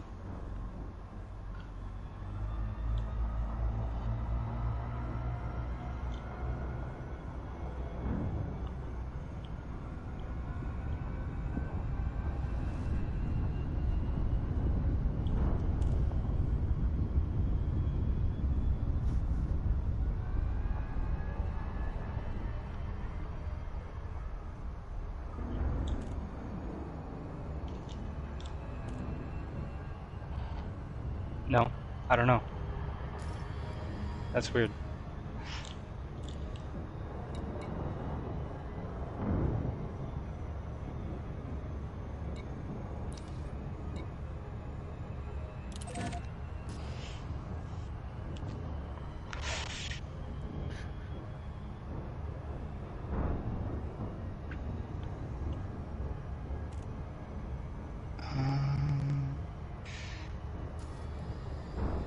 Yeah, so the smallest distributor you can afford to have on the DBX is a 2D, and the smallest power plant you can afford to have is a 2D but fully overcharged power plant.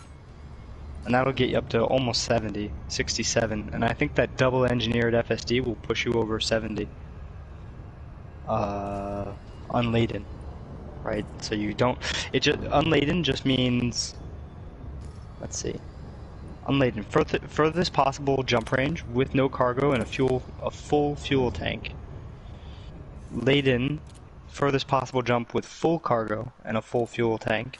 And max jump range is your furthest possible jump with no cargo and only enough fuel for the jump itself. And that, so your max possible jump range with the with this Diamondback is 72 light years. So as you use fuel, well, you can actually jump further and further. So it's maybe not always in your best interest to fully fuel up each time. But then the problem becomes scoopable stars. And it's like, oh shit, I can't jump out of here, and I didn't get fuel before I jumped in.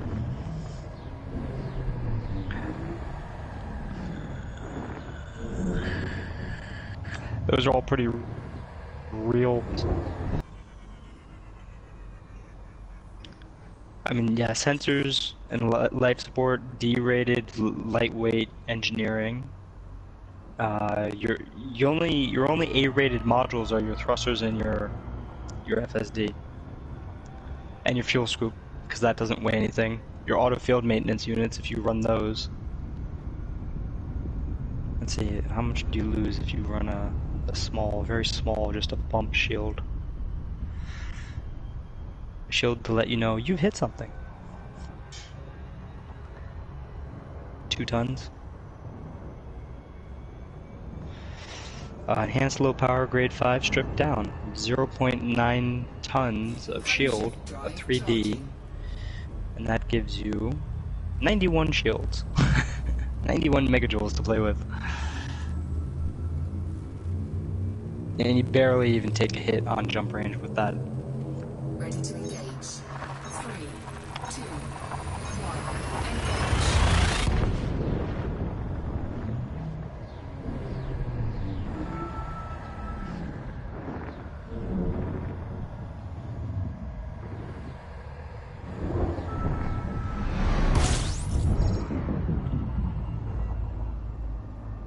Yeah, the ASP has a little more utility to it. Let's see.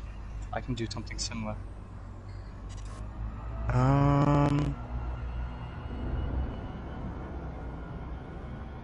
Quite possibly. I don't know the ASPs very well. Let's see, ASP Explorer. Put it together here. Yeah, you got a 5A frameshift drive to play with. You got a 6 slot to play with, that's nice. Let's see, so we put in the booster in the 5 slot, because that's as high as those go. 6 slot's gonna be your scoop. How many times is that gonna happen to me? Sorry.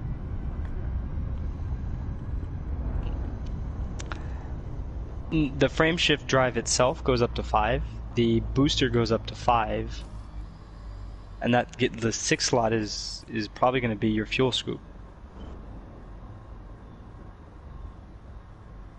878 kilos per second.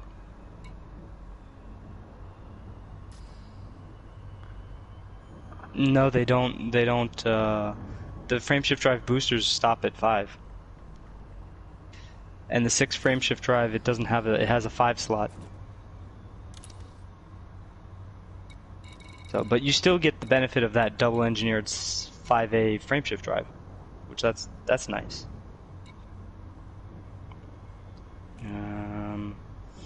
And you actually have the space for 2 AMFUs and your vehicle bay, assuming you are okay with only having 1 vehicle. Oh, but you don't have, actually might not do 2 AMFUs, might just do 1, and then have, no, so you can have a cargo rack and run a repair limpet, a size 1D repair limpet, allowing you to repair your hull while you're out there. Alright, because I'm thinking of like, you know, AMFU, you can repair your, yeah, AMFU you can repair your modules. The only modules you can't repair are the power plant and hull reinforcement. No, hull reinforcement packages don't take damage. There's something else that you can't. Well, the AMFU can't repair itself, which is generally why you would run 2, so that you know. But you can always run a reboot and repair sequence on your ship and get it back online if it breaks.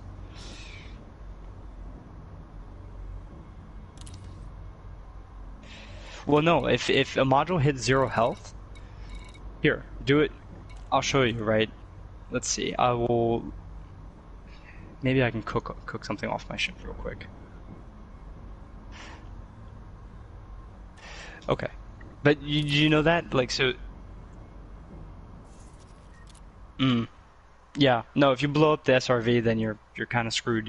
You'd have to find a fleet carrier or a station to refill, get a new one. But there are stations out there, and sometimes in the least likely places. Hmm. Is that a commander? I don't think I know him. I think the name kind of rings a bell, but okay. Oh, I don't know what to do. What do you... I don't. Uh, I don't really advocate for using your fleet carrier to go long distances, just because the amount of tritium you end up needing and having to get is ridiculous. And mining tritium is not a fun time. It's a very slow process collecting tritium. Yeah, almost everybody does. Almost everybody does. The thing is, with tritium, is if you want to mine it, you basically have to look for ice rings, and then your best tool is to get it seems to be, well, the prospector, but the which one is it called? The subsurface displacement missile. It seems to always be a subsurface deposit is your best. So, and those things, like, you get what, like 30 some ammo in it. So at most you're just getting like maybe 20, 30, 40, 50 tons of tritium a time. You need 1,000 to fill up the fleet carrier.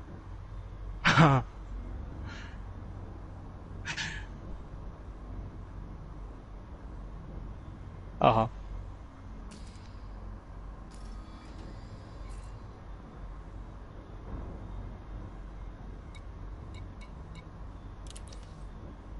There you go.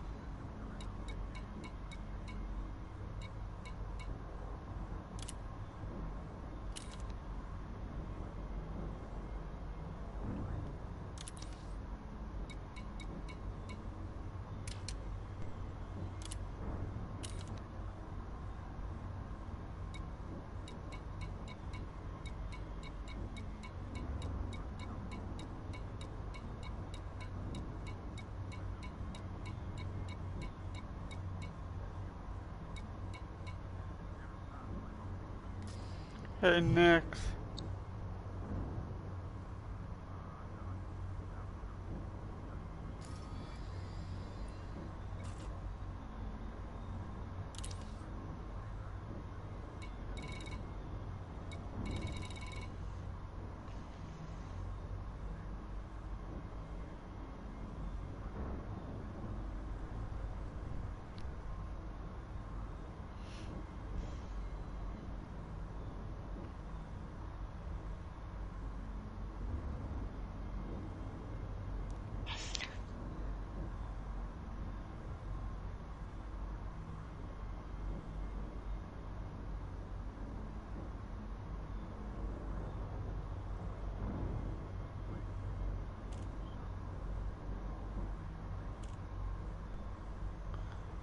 Yo, Nix.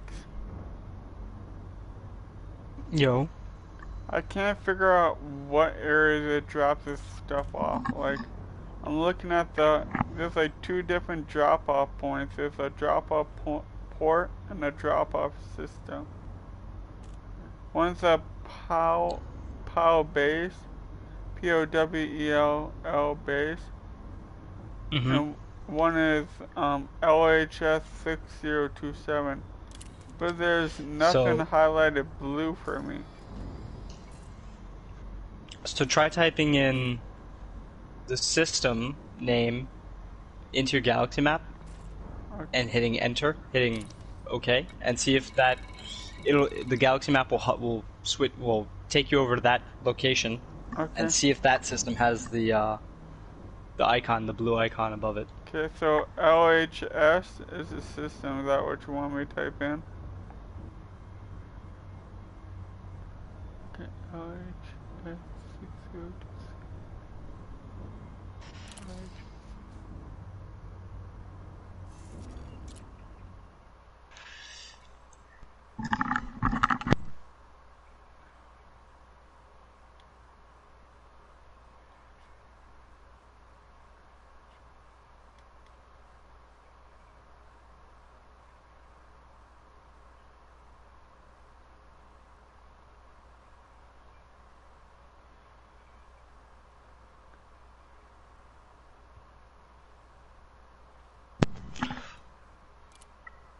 Almost all my ships are overpowered. Like my Fairlance is at 108%, and it's just knowing what to turn off using the power priorities. So one is your must stay on, and five is if you go all the way up to five. Five is like this can be turned off when I deploy. Mm-hmm.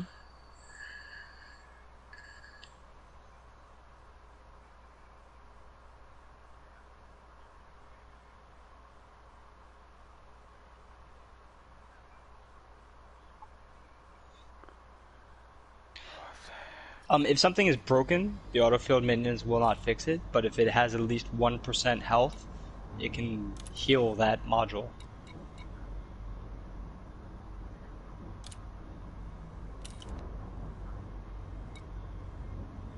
Those can be hairy. It's funky, that's for sure.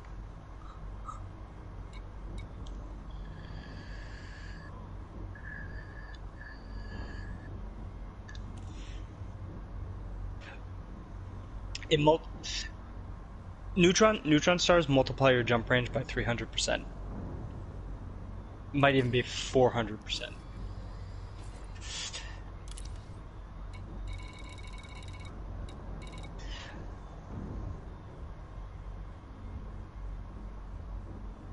It you have to fly into the cone of the neutron star with a fuel scoop, and it'll supercharge your FSD. Problem is, it's very turbulent, and if you fall into the neutron star in the cone, you're basically dead. There's basically no getting out of that. Okay. Okay.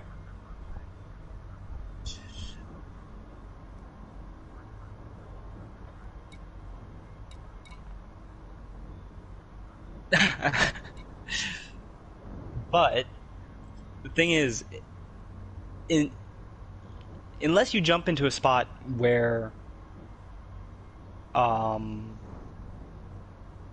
there are no fuel scoopable stars within your jump range using up all your fuel to get to somewhere, right? You make multiple jumps and there's still no fuel scoopable stars, then yes, you are in trouble. You are in deep doo-doo, as they say.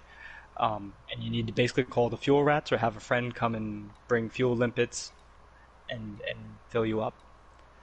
Which that's doable. I mean, people like doing that. I know a couple guys who have ambulances. I do not have an ambulance myself. I could easily put one together if I needed to. Um, yeah, I can send something like that over. Um,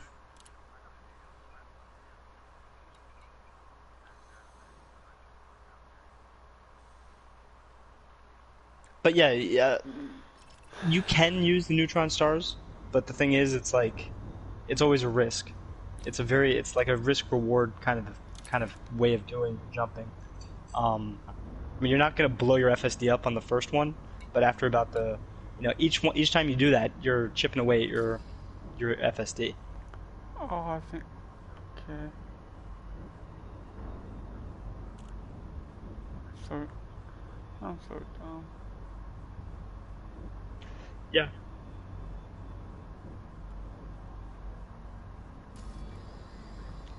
I think Nick was just hoping to stick together for the jumping because he's already got more jump range for you than you. So he was gonna have you slave your ship to his, and then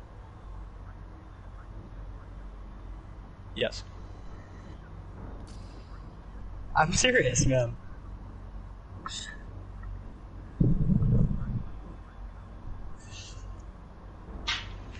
Oh, I gotta go get my food. I'll be right back.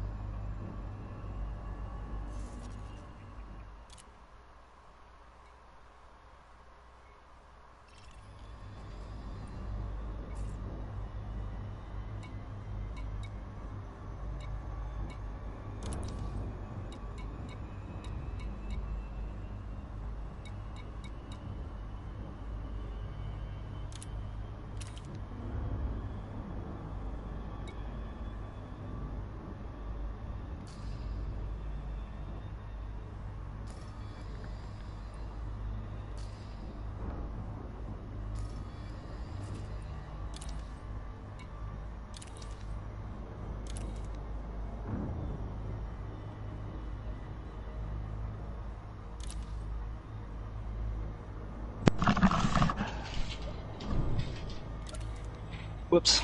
I had to. I'm gonna I have had to. Go ahead. Sorry, I'm gonna have to bounce. Gonna Okay, eat. sounds good. Watch an episode of our show. I'll be back after. I don't know if I'll hop in this chat again. But if not, good luck, and you're welcome to send questions my way, and I'll try to answer. Okay. Yeah, it was very cool. Alright, fly safely. Cheers. Appreciate it.